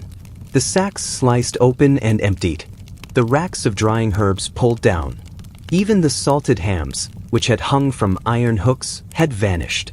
No trace of violence, just absence. Carefully chosen, methodically removed. Whoever had come knew exactly what they wanted and had the time to take it. What was left behind told more than what was missing. Boot prints near the stair. A bent nail by the door latch. A narrow board that had been quietly eased aside and returned to place. There was no fire, no vandalism. Just hunger met with opportunity. The cellar had been stripped clean, and no one in the manor had heard a sound. The lord stood in the doorway that morning, staring into the empty cellar with a face that betrayed no fear, only disbelief. For him, the breach wasn't just material. It was ideological. He had believed his name, his status, his family crest carved above the fireplace. These things were protections. That fear and respect would bind the world in place. That authority alone could guard a door. But the world beyond his hall did not operate by such rules. In truth, by the late medieval period, the symbols of nobility held power, but not immunity. Estates were robbed, not always by marauders or enemies, but by the hungry, the outcast, the desperate. In hard seasons, when food grew scarce and wages thin, even a minor store of provisions could become a target. And when security faltered, when a door was left unwatched, someone always noticed. No culprit was ever found. A search was ordered, and a few messengers sent to neighboring villages, but no accusation stuck. The stolen food was likely shared or sold in parts, passed through hands that did not ask questions. Within a week, a new guard was quietly hired, an older man, broad-backed and discreet. The cellar was reinforced. Locks fitted. Lanterns installed in hallways long left dark. but something deeper had shifted. Servants noted that the Lord spoke less of his father's era. He no longer referred to the estate as untouched land. And when he walked the corridors at night, he moved a little slower, listened a little longer. In this way, the theft became part of the manor's quiet folklore. Not a scandal, not a tale of battle, but a reminder that the walls of privilege could be thinner than they looked. That the absence of danger does not guarantee its impossibility. There were no further intrusions. The new measures, combined with the unspoken lessons of that night, seemed to settle the air. But among the household, among the cook, the steward, the stable hands, the story lingered. The night no one heard a sound, yet everything was taken. Sometimes what keeps a household safe is not fear or hierarchy. It is vigilance, pension, a recognition that titles are abstractions, while hunger is real. And so, when the Lord next looked out over his land, he did so with a gaze slightly altered, not fearful, but more aware. Authority had not saved his cellar, but humility, however reluctantly learned, just might preserve the rest. The household that slept through the warning bell. Imagine a night wrapped in quiet so deep it feels deliberate. Outside, the trees lean still in the dark, the wind settled, the sky pressing low with cloud. Within the manor walls, not a sound stirs. No footsteps echo in the corridor. No iron latch clicks. Even the fire in the hearth has died down to a dull scatter of embers, giving off only the faintest warmth. It is the kind of silence people trust too easily. The kind that seems protective until it isn't. This was a household accustomed to routine. One that closed its gates before sundown, checked its locks, dismissed its staff to their quarters, and placed its faith in tradition. A bell hung on the north wall of the outer gate, its clear tone meant to carry across the manor grounds in case of breach. Not a large bell, but one loud enough to disturb sleep, to rouse a guard, to set a dog barking. But no bell rang that night. Unbeknownst to the household, the rope that controlled the bell had been cut, neatly, intentionally, and days before the night in question. It wasn't a matter of neglect. The groundskeeper had checked the bell only a week earlier, giving it a brief test pull as part of the evening rounds. But since then, no one had needed it. No one had thought to look again. Security, in such households, was often as much psychological as physical. Bells, torches, watchmen's calls. These were symbols of vigilance, reminders that someone was always listening. But symbols can be deceptive. A bell is only as useful as its connection to the hand that pulls it. Once that thread is severed, the illusion remains, but the warning is gone. The night of the intrusion was ordinary in every outward way. A feast had taken place the evening before, a small celebration for a local harvest. The remaining food had been cleared. The staff had retired later than usual. A sense of comfort, even mild indulgence, hung over the manor like mist. No additional guards had been posted. The assumption was simple: nothing ever happens here. And so the house slept. Deeply. Without fear. At some point in the middle of the night, perhaps the hour before dawn, the outer gate creaked open. Slowly. Deliberately. The intruders, no record tells us exactly who, entered not with force, but with calm familiarity. It is possible they had been watching the manor for days, learning its routines, noting its moments of stillness. Perhaps they were locals. Perhaps not. But they knew exactly when to come. There were no broken doors. No shattered locks. No barking dogs. Just the subtle reshaping of space. A table slightly moved, a latch unlatched, a cupboard door left half open. They did not linger. Whatever they took, documents, coin, small valuables, they carried quietly and were gone long before the fire was lit for morning. It was a servant who noticed first. A young woman sent to stoke the hearth in the main hall found the ashes disturbed. Not fully cold, but touched as though someone had drawn something from them. Nearby, the main doors were still locked, but the inner bolts had been left unset. A window's shutter flapped open on the west side, though it had been secured before dusk. The discovery did not spark alarm at first, only unease. But as the household slowly rose and more details emerged, a colder certainty began to form. Someone had been among them while they slept. There was no damage. No injury. Nothing overt. But that, in a way, made the intrusion more complete. What had been violated was not the property. It was the boundary between vigilance and vulnerability. The bell rope, when examined later that morning, was found hanging limp, frayed at the bottom, cut cleanly, far enough up the wall that it would not be noticed unless the bell was actually rung. No one had rung it in days. Why would they? Nothing ever happened here. The aftermath of such an event rarely involved grand retaliation. There were no suspects, no pursuit. Life, outwardly, returned to normal. But habits changed. Routines were no longer taken for granted. Extra patrols were added for a time. Dogs brought closer to the manor. The bell, of course, was retied, but with a new protocol, tested daily, not weekly. Among the staff, stories spread, some exaggerated, some imagined. One maid claimed she'd seen footprints near the herb garden at dawn. A stable boy swore he heard whispering outside the grain shed, though he said nothing at the time.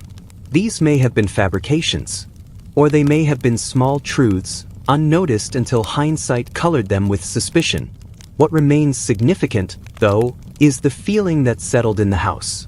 Not fear, not panic, but something more permanent, a quiet erosion of confidence.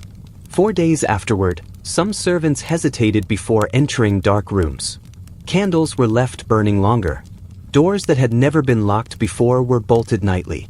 And perhaps most poignantly, sleep changed. The kind of sleep that had once been deep and unquestioning, bolstered by trust in the bell, the gate, the night, became lighter, more brittle. People listened in their sleep. They strained for creaks, for movement, for sounds that didn't belong. Even now, if you visit the remains of such a manor, stones weathered, roof sagging, you might find the iron mount where the bell once hung. You might even see grooves in the stone from generations of ropes tied and replaced. And though the bell is long gone, the memory remains of one night when it did not ring. Imagine again that silence. Not empty, but filled with something just out of reach. Imagine the door unlatched, the window ajar, and a household sleeping while unseen feet pass through their world like wind through branches. Because sometimes, the danger isn't in what you hear. It's in what you don't. And sometimes, the night is not entirely yours. The night when the armory was emptied quietly, imagine yourself standing in the stone corridor of a modest castle just before dawn. The walls are cool to the touch, the air heavy with the scent of oiled wood and old iron. You descend a short flight of steps into a long, low chamber. Here, along the racks and beams, lie the tools of defense, pikes with their worn shafts, blades dulled at the edges from training, crossbows strung and hung in rows. Everything in its place. Everything silent. This is the armory. A quiet room. A necessary room. And, for one night, a room unguarded. It was not always so. In better times, a sentry would have been posted. The armory was not simply a storeroom. It was the spine of a castle's defense. But peace had lingered for years. The household had known no raid, no threat, no need to lift sword in earnest. And so the routines had softened. The door was still bolted, but no one stood watch. Weapons were accounted for once a month, or sometimes less. And on one still night, likely moonless, likely mild, someone came. Not with noise or fire or brute force, but with purpose and silence. We do not know how many there were. Whether they came through the old supply corridor, or through the servant's door that had never been properly barred. But they moved carefully. They did not take all, only what could be carried swiftly, cleanly, without drawing notice. When the steward descended the next morning to prepare for drills, he found the racks half empty.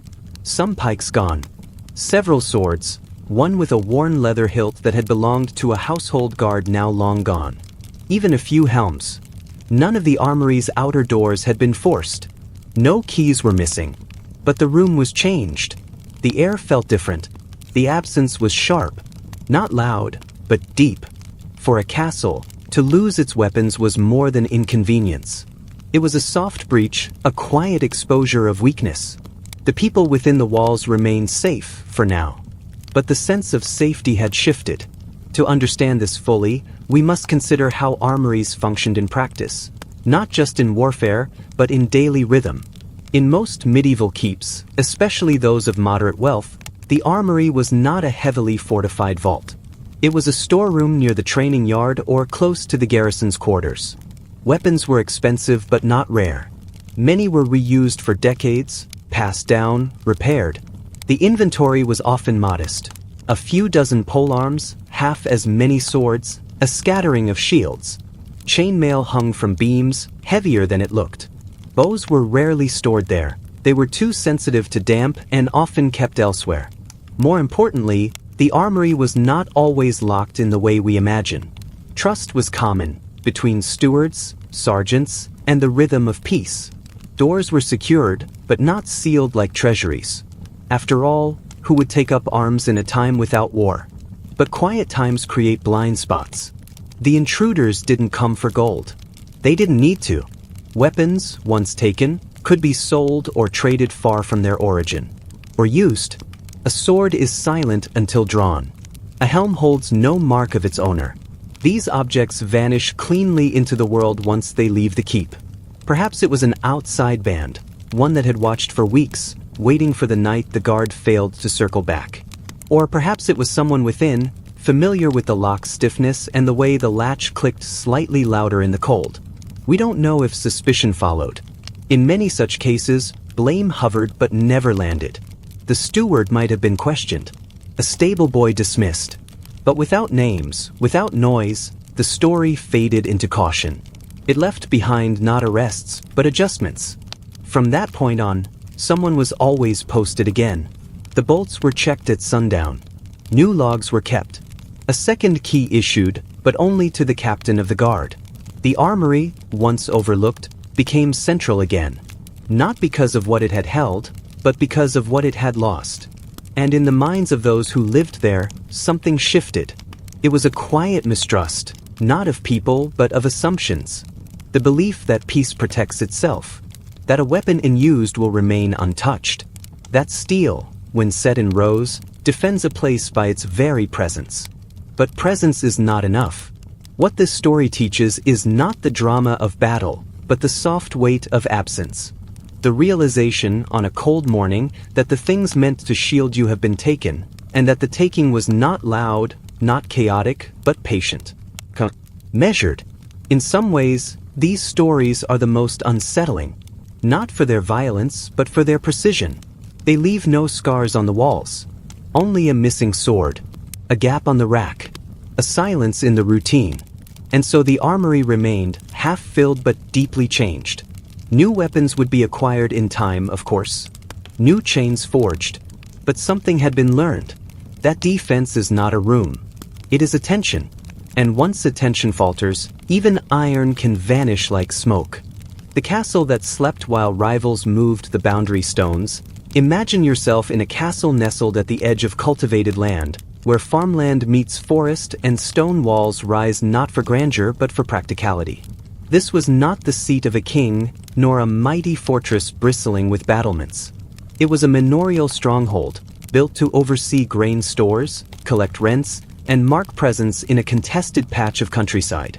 Its towers were squat, its guards few, and on most nights, it slept peacefully, tucked into the rhythm of seasonal life.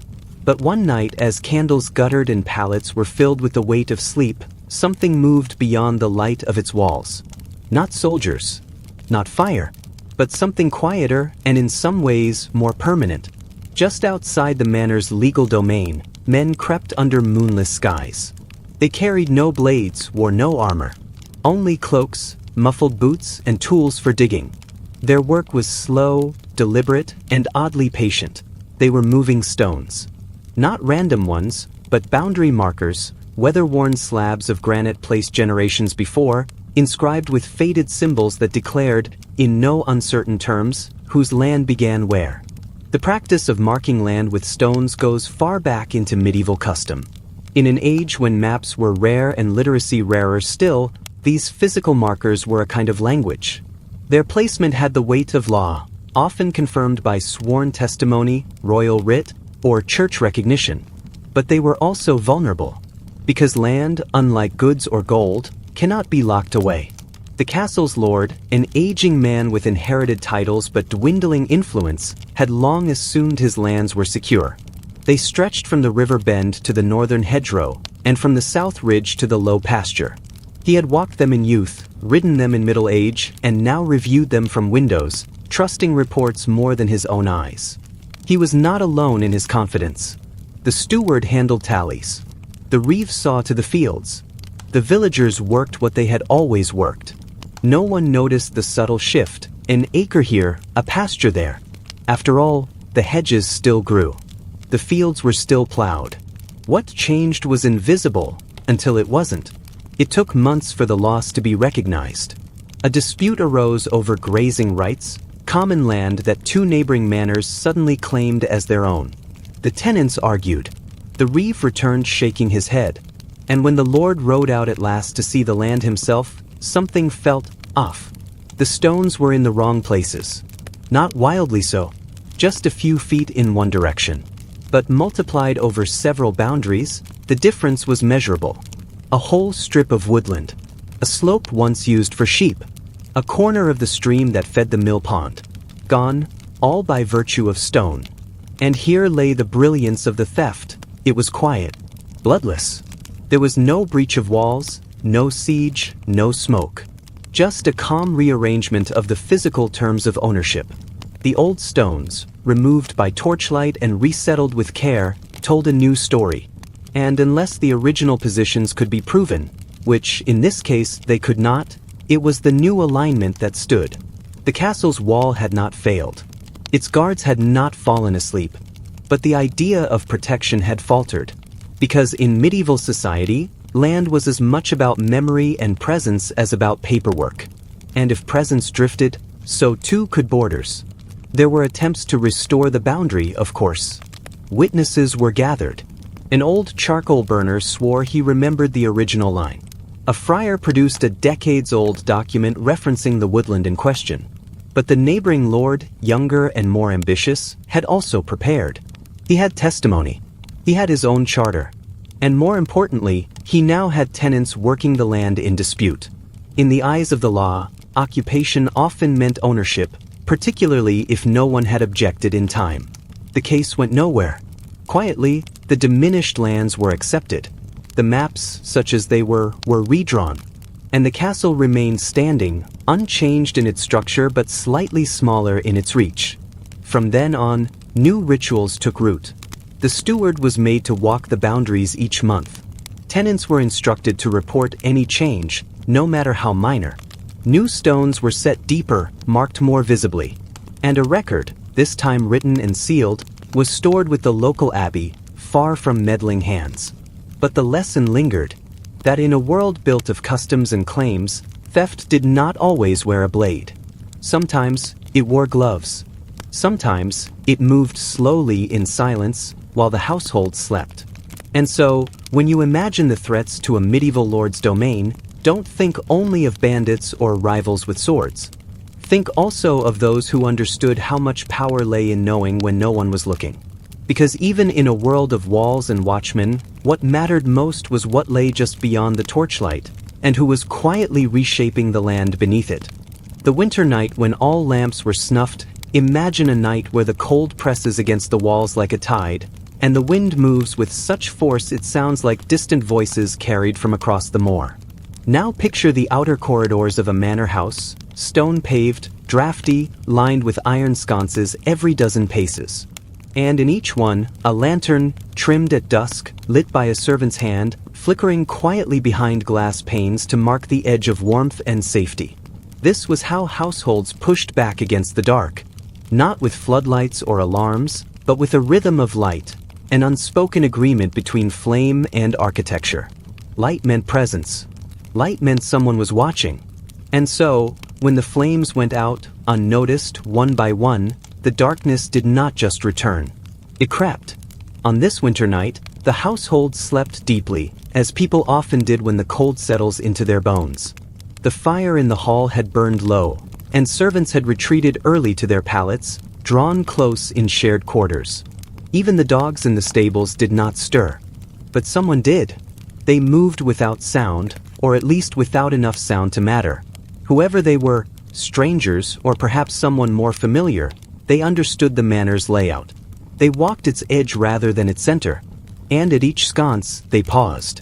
A breath, a gloved hand, a pinch of wick, and then darkness. One by one, the lamps were extinguished. Not smashed, not broken, merely snuffed. As if the light itself had tired of keeping watch. As if the house had turned its gaze inward and forgotten the world just beyond its walls. By morning, nothing was missing. Not the silver, not the tapestries. Not the livestock or the grain. And yet, something was gone. The sense of safety. It was hard to name at first. The steward walked the outer halls, puzzled. The lamps were intact, their oil levels unchanged. But every one of them was dark. And not from wind, the glass panes remained in place. Not from accident. Some lamps had been extinguished in such a way that the soot curled up the side in a distinctive pattern. As though done carefully, deliberately. The master of the house, when told, said nothing at first. Then asked if anyone had been sent to check the gate. Then the cellars. Then the servants' quarters. Everything was as it should be. And still, nothing felt as it had the day before. In medieval life, especially in the colder seasons, light was more than utility. It was symbolism. The flame signaled control over space. It marked the presence of order in a world often hostile to it. To extinguish it, silently, without trace, was to disturb something deeper than the night's routine. Few written records describe incidents like this directly. But hints exist. Marginal notes in household ledgers. Replaced lantern in West Passage, oil not spent. Steward requests second boy on night shift. Lady refuses to pass outer hall after second bell. We don't need dramatized versions of these moments to understand their weight. These were not grand attacks or public crimes. They were reminders, quiet ones, that vigilance is not a luxury. It is a rhythm, a habit. And when the rhythm breaks, even for a night, the echo lingers. Some might argue nothing happened at all. That the lamps simply went out. That the wind found its way in. That it was coincidence. But households do not change their behavior for coincidence. After that night, more candles were ordered. A second set of guards employed. Light duties, mostly, but constant. The steward began making rounds himself before retiring. Locks were checked twice instead of once. Fear is not always loud. Sometimes, it's only a change in posture. A glance held too long. A question asked twice. A light left burning longer than usual. And yet, the intruders, if they were intruders, took nothing. No theft. No violence. No message scrawled on the wall. Just the removal of light. A demonstration, perhaps, that access alone was enough. That entering was possible. That comfort could be undone, without the courtesy of explanation. It is possible this was a warning. Or perhaps it was only mischief. Someone proving a point, or testing one. Either way, the result was the same. The memory of that night, of its complete silence, its utter dark, outlasted any physical loss. The fear was not of what had happened, but of what might have. A chamber entered. A secret overheard. A vulnerable soul awakened to a presence that slipped away before being seen. Nothing more occurred in the following weeks. And yet, light itself took on a different tone. Lamps were no longer background fixtures. They were sentries. Their flames small but defiant. And that is often how the balance of security shifted in the medieval world. Not with war cries or sieges, but in minor breaches. Quiet violations. An unlocked gate. A door left unlatched. Or a lamp, carefully and precisely, put out. So now, imagine again that corridor. Stone walls still cold. The wind still whispering along the roofline. The lamps, all extinguished. The hush of sleeping breath behind closed doors. And beyond that, a shape moving through shadow, not to take, but to remind. That darkness always waits. And that those who tend the flame must never assume it will burn on its own. The household that woke to find every lock forced. Imagine a stone manor at the edge of the forest, neither grand castle nor humble cottage, but something between. A house built for quiet authority, with arched doors, iron hinges, and narrow windows that filtered the morning sun into long, pale beams across worn floors. At night, it stood silent and sealed, the bolts drawn, the shutters fastened, the doors thick and well-oiled. The rhythm of its life was measured, predictable. Bread at dawn, prayers at noon, firewood stacked by dusk. Its lord was neither cruel nor careless. He kept a lean household, no garrison, but enough hands to cook, clean, tend livestock, and maintain the grounds. The steward knew the names of every servant. The cellar was inventoried weekly. Keys hung from a ring worn smooth with use. It was not a fortress, but it was watched. So they believed. And yet, one morning, before even the cockcrow had finished its call, the household awoke to a kind of silence that did not feel empty, but violated. The first to notice was the scullery girl, who found the kitchen door ajar. The bolt snapped, would splinter just enough to betray the force used. She said nothing at first, thinking perhaps it was an accident. Would swells in damp, locks loosen with age. But then she saw the pantry door, also pried open. Then the broom cupboard. Then the outer gate. Within the hour, it was clear, every door had been forced. Every chest opened. Every latch, bolt, and lock, broken or unhooked. And yet, nothing was missing. The silver remained in its drawer. The grain sacks sat undisturbed. The Lord's ledger, left on his writing desk, had not been touched. There were no signs of looting, no signs of a struggle, no footprints tracked across floors. The only evidence was absence, of security, of certainty. A quiet panic spread through the halls. The steward checked the strongboxes. The cook examined the stores. Even the stable master found the tack room locks dangling useless. But the horses were still in their stalls. The salt barrels unspilled. Only one thing had been taken, the illusion of safety. The act was not theft. It was something else entirely. A message. A demonstration. Someone had come not to rob, but to prove that they could. The locks had not been bypassed with skill or sleight. They had been broken openly, defiantly, without subtlety. And they had done it all in silence. Medieval locks were never perfect. Most were simple affairs. Iron latches, wooden bars, pins and tumblers that creaked under pressure. But they were symbolic. To secure a bolt was to assert order. To keep the world at bay. And to find them all broken in a single night was more than a crime. It was a disruption of the house's very rhythm.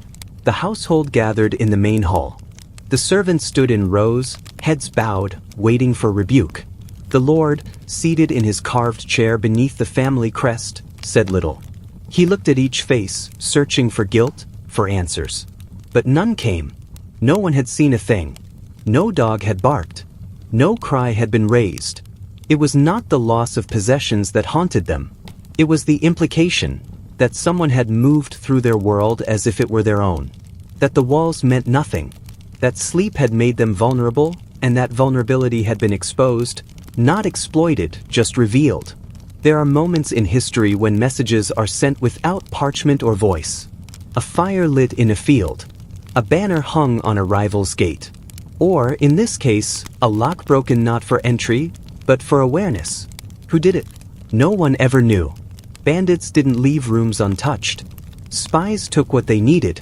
This was something more precise. More deliberate. Perhaps it was a dismissed servant, angry but restrained. Perhaps a rival landowner sending warning without blood. Or perhaps it was an outsider altogether. One who watched, waited, and entered only to remind them, nothing you build is truly sealed. The manor never forgot. Every bolt was replaced with heavier iron. Lanterns were lit in the hallways. Dogs were kept inside from then on. A new night porter was hired, an old soldier, half blind, but alert in the hours when the world turned quiet. The household adjusted. Daily life resumed. But small changes lingered. The steward walked his rounds twice instead of once. The servants whispered less. And when night fell, people moved differently, quieter, more alert, as if the walls had become thinner somehow. It is easy to think of castles and manors as eternal things, but they were as fragile as the people who lived in them. Safety was never absolute. It was negotiated daily, by custom, by vigilance, by the silent agreement between those within and those without. On that night, the agreement was broken. Not by violence, but by demonstration. A reminder that any space, no matter how solid, could be entered. That fear could be planted without harm. That presence, even if unseen, could be louder than any shout. And so the household lived with that knowledge. Quietly, carefully, respectfully. Because the locks had been broken, yes. But so had the assumption that they were enough.